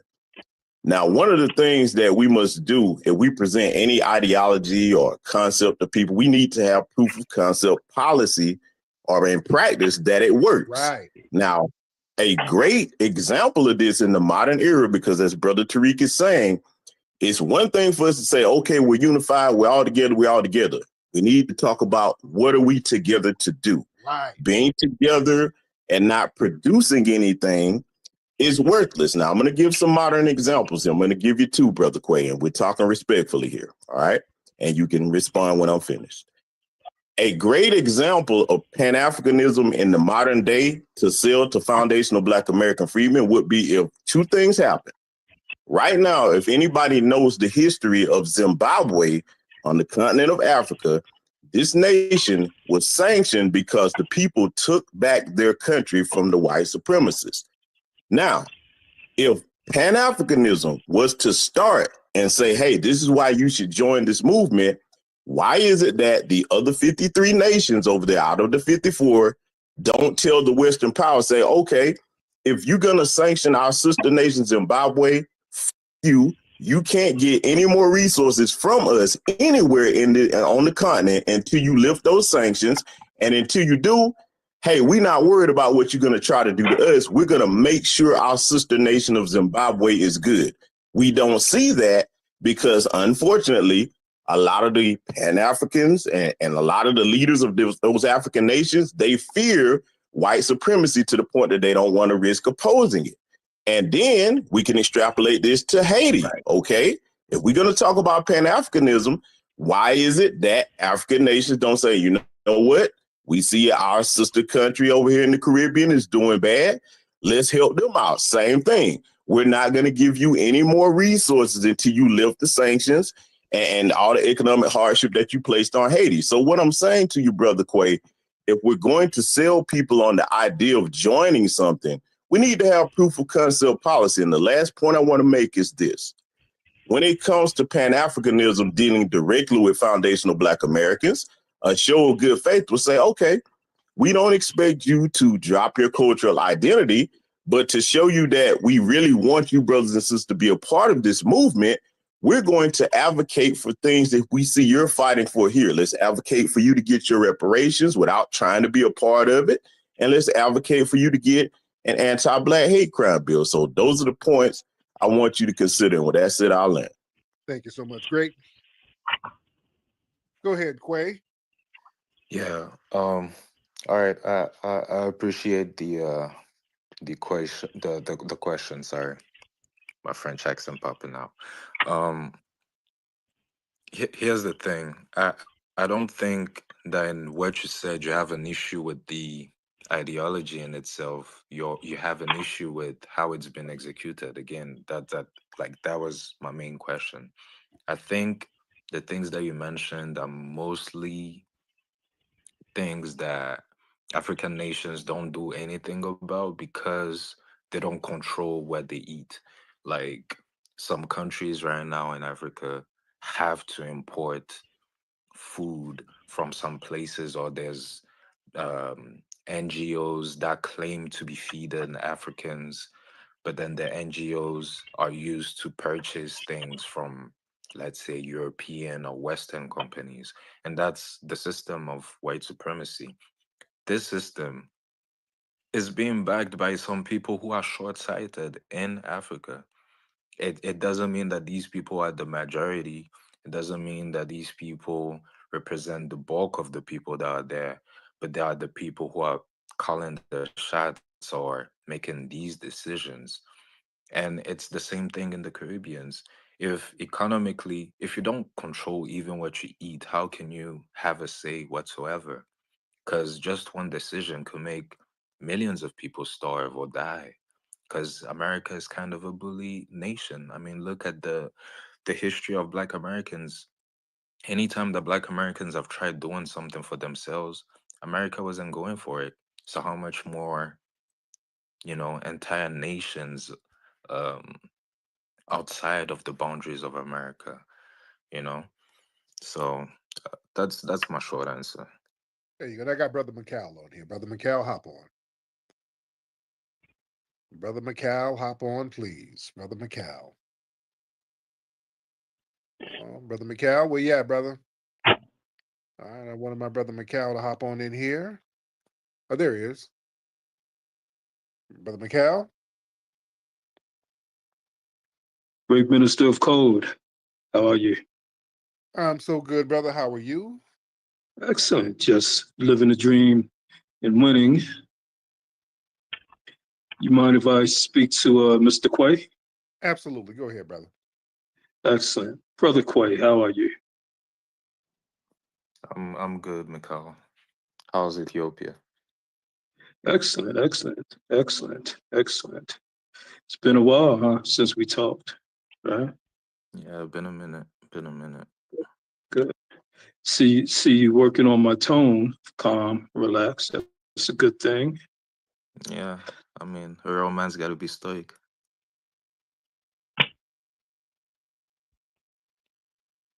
Go ahead, Brother McCall. You there? Uh-oh. I don't know what happened. Brother McKell, I try to get you back You on. still there, Brother Ferris? All right. But all right, Brother Quay, anyway, thank you so much, brother. We're going to wrap that up. Thank you so much. Yeah, I'm All still right. here, Shabaka. Yeah, to be honest, I don't even know what Quay's point was. All right. Brother Tariq, I wanted to kind of respond briefly to that, if I may, brother. Go ahead. Okay, so the brother Quay was talking about the people over there don't control like how they eat. First of all, now Africa has some of the most fertile farmland over there of any place on the planet. Now, if the people are not controlling that, then that's on them. And then as far as like their leaders not taking responsibility or standing up, here's the main thing, and I'm going to say this briefly and go ahead and land. The problem with why they don't oppose the system of white supremacy or the West is because today, even though they're free on paper, people keep overlooking the fact that at least 19 African nations are willingly a part of the British Commonwealth. That shows that they are still mentally colonized. And so if they're not mentally ready to oppose white supremacy, then how are we going to unify with them when we are the minority over here and we consistently have a history of opposing this system? With that said, I'll let it drop there, brother. There you go. Thank you so much, brother. Yes, That's what the hell I've been saying all along. But yeah, The Pan-Africanism, neo-colonialists. nobody can really define that thing. Nobody can really give it a real good definition. It's just unity among Black people of African descent, but ain't no unity in Africa like that. People over there aren't unified like that. You know, we just got to be very honest. So it's basically an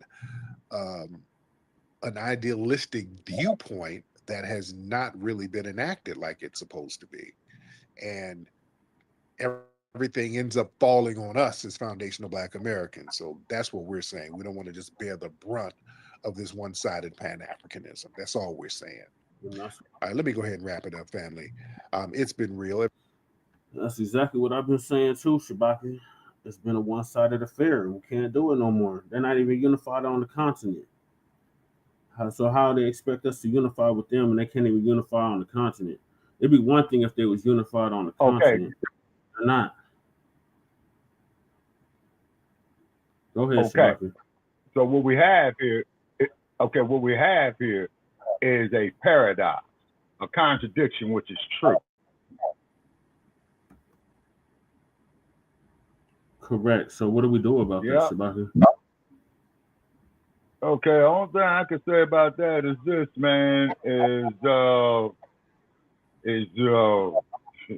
just leave the notes for the next generations, man, because I won't be here, man, because based on the current situations that's going on now, right, I would say, man, it wouldn't become a reality, man, until 100 years from now. But then what's going to happen is you're not even going to have no Black people here because all these Negroes is going to be effeminized over here. That's Eurocentric shit. You see? Africa has the youngest population in the world. There's over 2 billion Africans. So there's going to be Africans. The question is, are they going to be able to unite over there?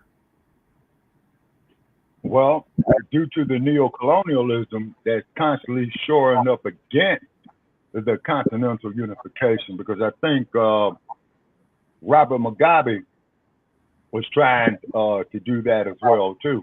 And so when Mugabe was doing his thing, when he took all the land back from the colonizers, right? Okay. So then what had happened was an alternative agenda tried to go to Harare, Zimbabwe to have a book there. Yeah. The president at the time, he had told them, we don't do that here. You take that to San Francisco or New York, take it to London, England, take it to Paris, France, but you sure in the hell are not going to do it here. And you know what I mean by the alternative agenda. So will they be able to unite around that, around opposing what the oppressor is trying to bring over there? And then it's not just the European that they're dealing with. They're dealing with the Chinese. They're dealing with the Indians. They're dealing with all these others besides the European. And now the Russians is in there. So what are they going to do about that? Because they're on paper they're independent, but in reality they're not independent. And they got all these minerals. Hold on, Shabaka. They got all these minerals and resources under their feet, but yet they're poor. They got all this food that literally grows all around them, but yet the people were starving. What are they going to do about that? Okay. All right. This is why I dig my man Ibrahim Traore over there, and I hope he's doing the right thing. You see what I mean? Now, what he's doing is that he's keeping the resources for himself over there in Burkina Faso. He's not giving up no more gold. See, that's the key. If they get that gold, that's where their wealth is. If they get that silicon, that's where their wealth is. If they get those diamonds, that's what their wealth is. You see, without African minerals and precious metals, man, Europe would be a third world nation. Correct. So why isn't the Africans on the continent taking advantage of that situation of those minerals and resources? Okay, the neo-colonialists, and as you know, the neo-colonialists are on the puppet string of the colonialists. This is why they hated Idi Amin Dada. That's why they hated Big Daddy. How do they deal with the neo-colonialists? Well, there's several ways. One is you could educate them. Two is you could just throw them out and tell them to go to America. Or you're going to have a armed conflict. You know, I hate to say. I really hate to say. And then, of course, as you know, when you look at the disco era that evolved off into the rap era, then you saw that when the rap era had evolved off into the glorification of self-destruction within the Black community, you see what I mean? Yeah, it didn't They start don't off. put the strings of Hollywood.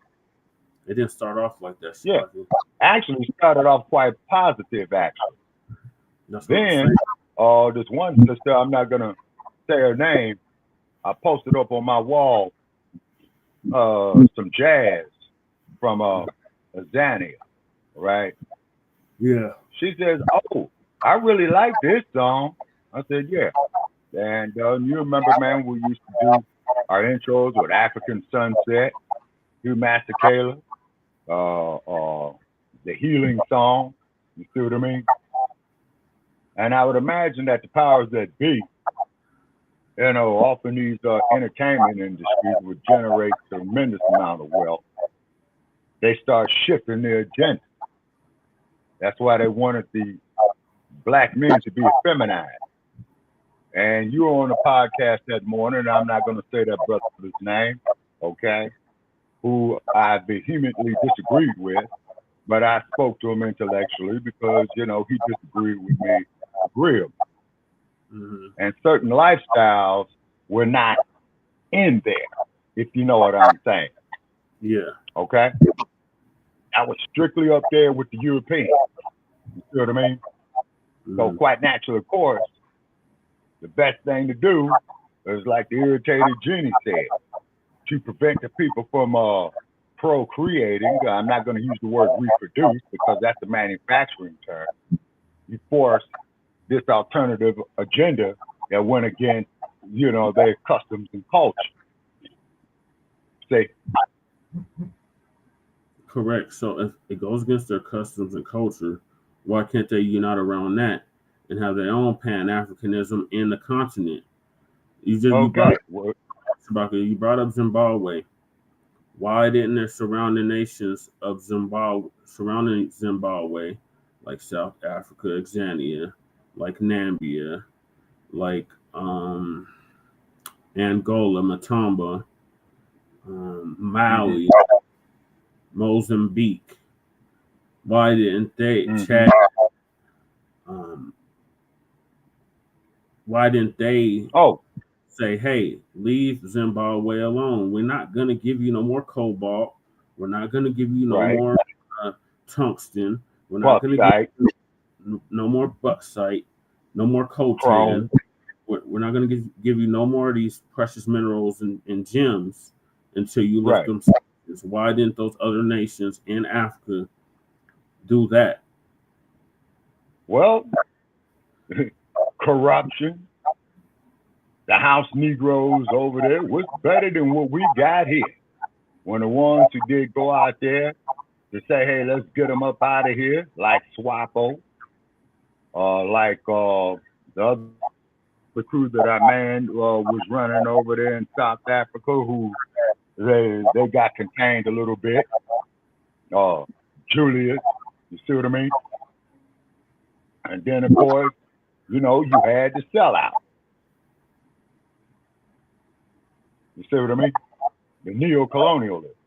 So I'm saying on that, in my research that I've done, in my opinion, the problem is neo-colonialism. They say they're two sides of the same coin, just like in the U.S. with the demos and the repos. They're two sides of the same coin. You see? But I know one thing. France is very, very concerned about our man down there in Burkina Faso when he says, no, you all are not touching this gold this time.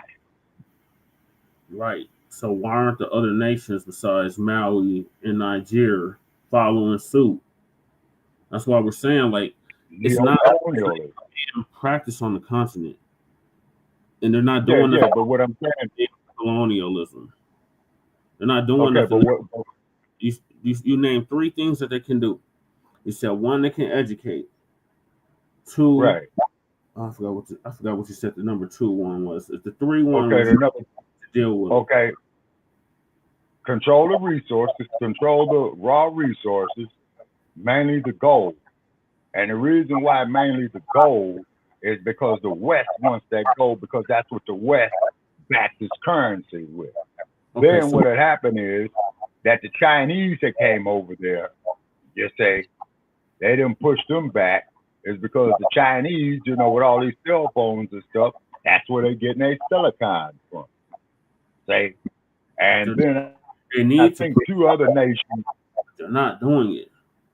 They're not doing it at all. Yeah. Letting them come over there and run roughshod over them. The Chinese is flooding. And the only one. The Chinese are flooding over to Africa. They get in the positions of power. They get in the positions of government. They taking over the businesses. They're reproducing with the women over there, having these mixed Chinese African babies. So and they're not doing nothing to stop the neo-colonialism. In fact, it seems like they're just facilitating it and just allowing it to go on. So okay, now peep this here. I know you're aware of this. Look what they did to the Nigerians who were in China. Shabaka, you got Nigerians that are fleeing to other African nations, and they're telling them, we don't want you.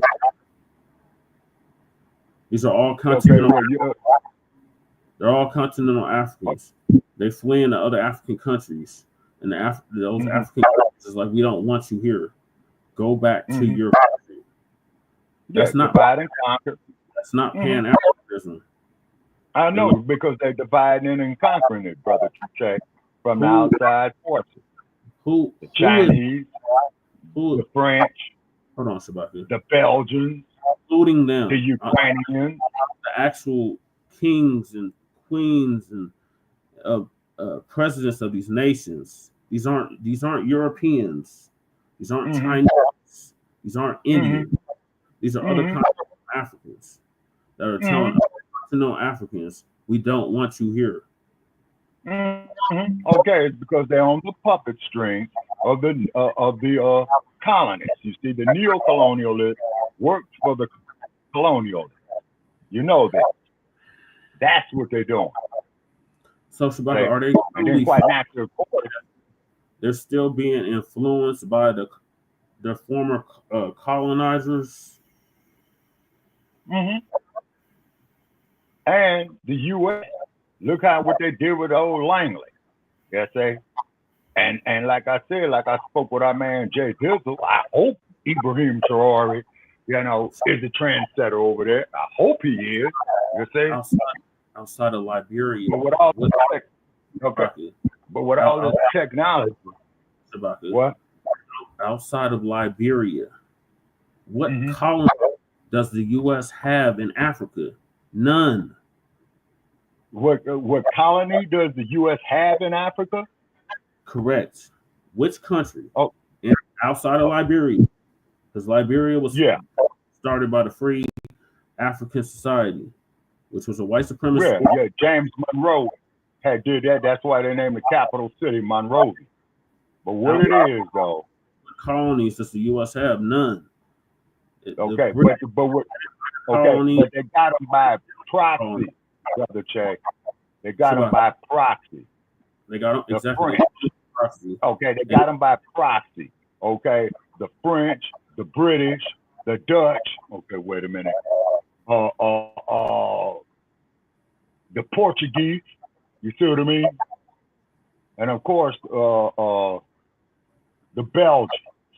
They say they're still there. But what it is what are they doing about being there? Okay. They're not doing nothing. Okay. They're like literally. Okay, like, but hold on, brother Che. Waiting for us to come save them. We got our own problems to deal with.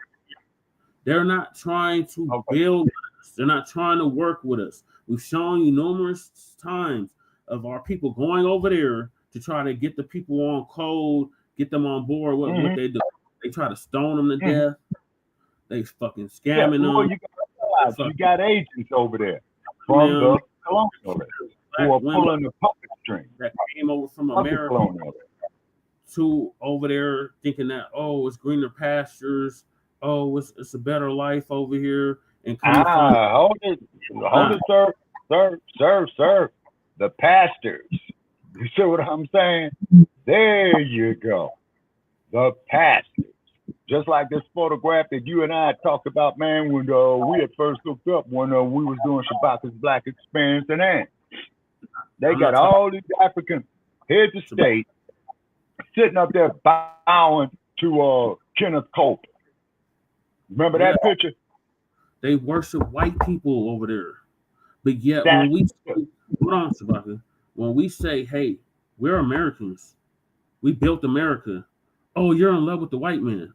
But they're not in love with the white man over there. They have a whole white Jesus statue in Nigeria that they worship. White people are there, they're freaking parading them around. They're fucking carrying them around and shit. Bowing to worshiping them. Yeah. How can we, as FBAs, as Black Africans, whatever you want to call us in America, unite with something like that? Okay. It's an uphill battle, brother. You have to educate the youth. That's the task of your generation, man. Because I won't be here. And they're trying every damn thing to prevent it. Why do you think, man, they shadow banned us? Why do you think, man, we always have this interference and things of that nature right there? They go show old 4-star General Langley over there who tried to go over there and try to talk to Ibrahim, and Ibrahim said, no, man, shake the spot. Get up out the neighborhood. And then Ibrahim said, and like I said, as me and Jay was saying, we hope he's doing the right thing. You see what I'm saying? He told him, man, shake the spot. Get up out of here, like Trump is going to say. Well, those African countries are shithole countries. And then when they had the NBA, okay, but hold on, please let me finish. Okay. And then when the sister was up there from the Cameroon telling them they're in France, she says, you know what, all the money that you all pull up out of here mineral wise, if you did not have African minerals, the economies of the United States, Belgium, France, and England would crumble. Do you see how much gold, man, that Queen Elizabeth had, man, before she died, man, from Africa? What are they doing to cut them off? They're not doing nothing to cut them off from them gold. From them the people have to be educated, Brother Che. To stop that. You're naming the people have to be educated. Not doing nothing to solve it. And then we keep hearing education. No, education's not getting it. We've been trying to educate people for decades now. They're not getting it. They're willfully ignorant. Like Black John said, they're willfully ignorant. We cannot unify with people that are purposely ignorant. Now, ignorant. The key to see the lights. The key word, willfully ignorant. That is the key phrase right there. Exactly. Willfully you will get ignorant. killed in Nigeria for saying Jesus is black. But Oh, you want yeah. us to unite with that? Yeah. We're supposed to have some kind of camaraderie and Pan-African. No. Okay. That's what a lot of us are just set to hell with Pan-Africanism. It's a nice ideology, but in practice, it's not being reciprocated. Okay, but hold on, Brother Che. Just like Twin is saying right here, you'll get killed in Nigeria for saying Jesus is black. Shit, you can get killed in the United States for that. Look what the hell Jim Jones did, who was from San Francisco. Look who he took down there with him to Guyana and South America. Oh, now we got to drink the Kool-Aid. South America, Shabaka, not North America, not the United States. No, Che. Okay, Che. That's not the same thing. You're like comparing. What Jim Jones did, first of all, Jim Jones was on dope, number one. So he was still in, our Social Security check. Go down there to Guyana. You know what I'm saying? Go to Jonestown. All right. Then people who had their relatives that went down there from the U.S., they was writing this congressman by the name of Leo Ryan. He had got enough information, who was out of San Francisco, to go there and to investigate it. He uncovered hypocrisy, drug addiction, everybody giving all their money to Jim Jones. He was like the great white messiah, you know what I'm saying? And then when Leo Ryan came down there, they killed him, killed his party. Then Jim Jones says, okay, now we got to drink the Kool-Aid. That there was a synagogue of Satan, man. Again, Shabaka, that wasn't here, though. That was in South America. You said that you could get stoned, Shabaka. You literally said you could get killed here in the United States for saying Jesus is black. I have not seen one video of a black person in America getting killed for saying Jesus is black. But I have seen videos of black people in Africa saying Jesus is black, and the people over there trying to stone them to death. Right. Okay. Well, that there is the mind fuck right there. You see, the chain is on the brain. You see, brother, that's what I'm saying. Please understand me on that. The chain is on the brain. You see? So how do you take the chain off the brain, Shabaka? Okay, brother, check.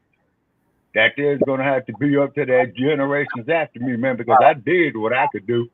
You see? Hey, all my notes, all my comments, take what is useful, leave what is useless.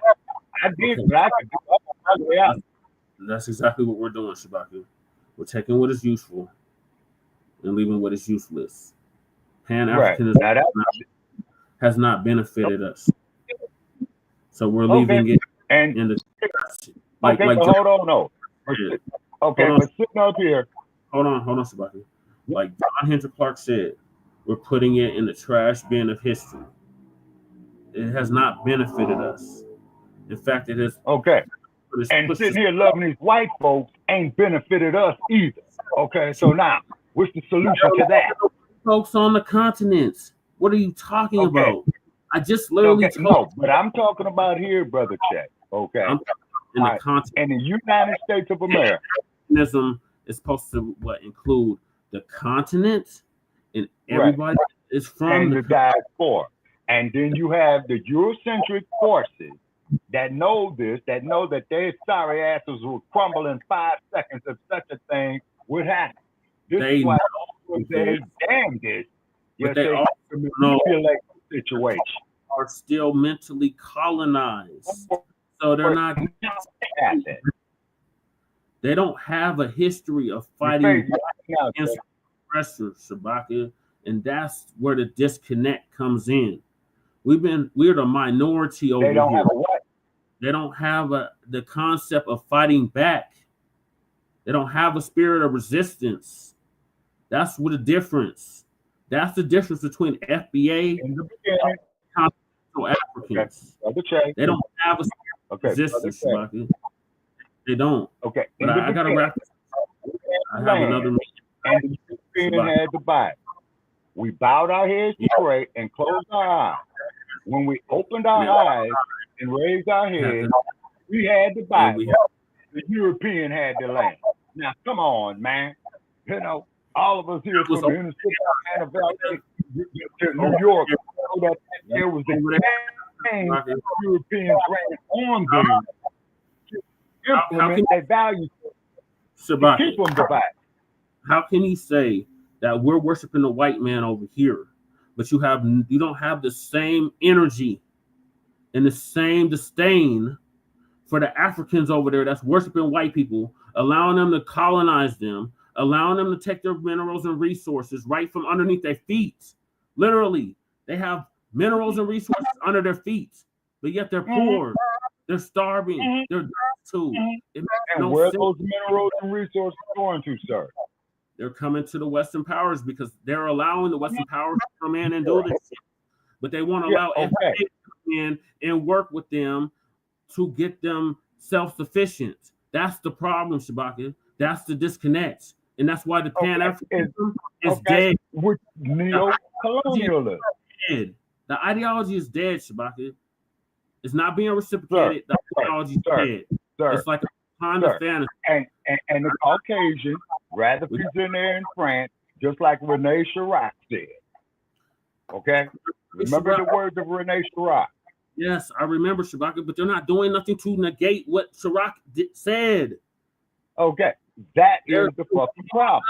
Put the cape on, like this Negro right here. They're waiting on us to put the cape on. Them on code, and we're saying, look, we're doing this for 60 years. If you don't get it after 60 years, we can't keep doing the same thing, expecting a different result. That's why we're saying over here, Shabaka, FBA, we're saying Pan-Africanism is dead. It's not being reciprocated. Okay. All right, brother, check. But in actual practical implementation, it's not being implemented. Okay, brother, check. No more. That's How all long did Queen Nzinga fight the Portuguese? 50 years, Shabaka. 50 years. Huh? 50 years. Yeah, 50 to 60 years. How long, Shabaka? How long has Pan-Africanism been around? Okay, to the best of my knowledge, man, it came about, man, in the early 1960s. It started with Nkrumah, I believe. It's been Who, around. by the way, was married to a white woman from Egypt, by the way. Yes, I know, Shabaka. It's long. It's older than that, though. Well, wait a minute. Then you had Garvey do his thing. Okay, It was before Garvey too. Garvey didn't start Pan-Africanism. All right, who started it? Martin Delaney. Oh yeah, Martin Delaney, the brother who said he thanked God for being a black man. Correct. Hold on, let me pull up Mr. Delaney. Okay, hold on, because I got him listed here. Hold on, brother Che. Hold on, I got Martin Delaney listed here. We're going to continue this conversation tomorrow or on Tuesday because I got to wrap this up. So I got to. Okay, okay. So send me okay, brother Che. Send me a text, okay, in the meantime of doing that, man, to pull my notes on Martin Delaney. Okay. Sounds good. Yeah. All right. Okay. Well, folks, we're going to bid you a good day from Grand Rising with Shabaka and the Shade from Sin City. We're supposed to be having some rain coming our way, you know what I mean? It's probably only going to be, man, a few drops, man. Hopefully it'll break down some of the temperature, but however, I'm yet to get sunburn, you know what I mean? So I appreciate the sun. So we got a lot of work to do. We came a long way, Black family, internationally. But we still got a long, long way to go. But here's one thing for damn sure that I know. Is that these other groups, they're going to band together against us, regardless if we're here, North America, South America, the continent of Akibalon, Europe, because they feeling that they're afraid, as you had pointed out, Brother Che, from being exterminated. You see what I mean? Yeah, that's why white supremacy. That's what Dr. Walter said. It's about genetics, survival, to avoid genetic annihilation. They already know they're dying out. They have minus birth rate. The Caucasoid is at minus birth rate worldwide, not just in America. And that's why they do everything that they can to keep us divided. You see? So we need an economical shift. Okay? And I do believe we have the knowledge, the resources to do it.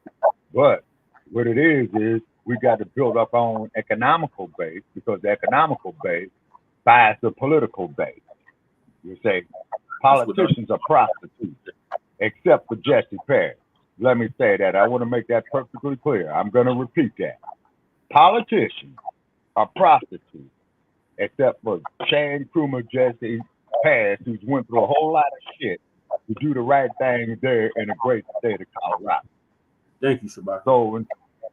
So what I'm gonna do, man, I'm gonna go up here. I'm gonna pull up Martin Delaney and what have you, because I do have notes on him.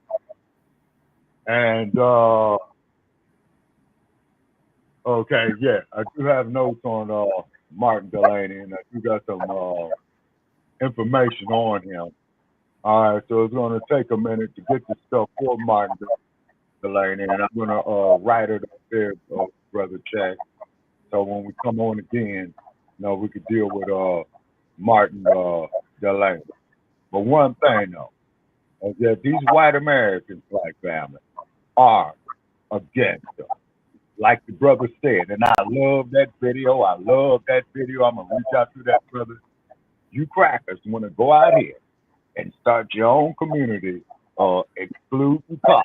You see what I'm saying? Wanted to be white owned, but be sure not to use any black invention. Right. That was a masterpiece. I have to give it to that brother. Yeah. You know what I'm saying? That was a masterpiece. You see? And then when they stood up there and said, well, we're all the same, keep your guard up. You know, keep your guard up. Because I think of him as too. I know the day they assassinated Martin Luther King. You see what I mean? Right. And what happened? You lived through all of that. Of course, the Chicago 7 trial with Bobby C. How they persecuted a certain black organization who was feeding hungry children.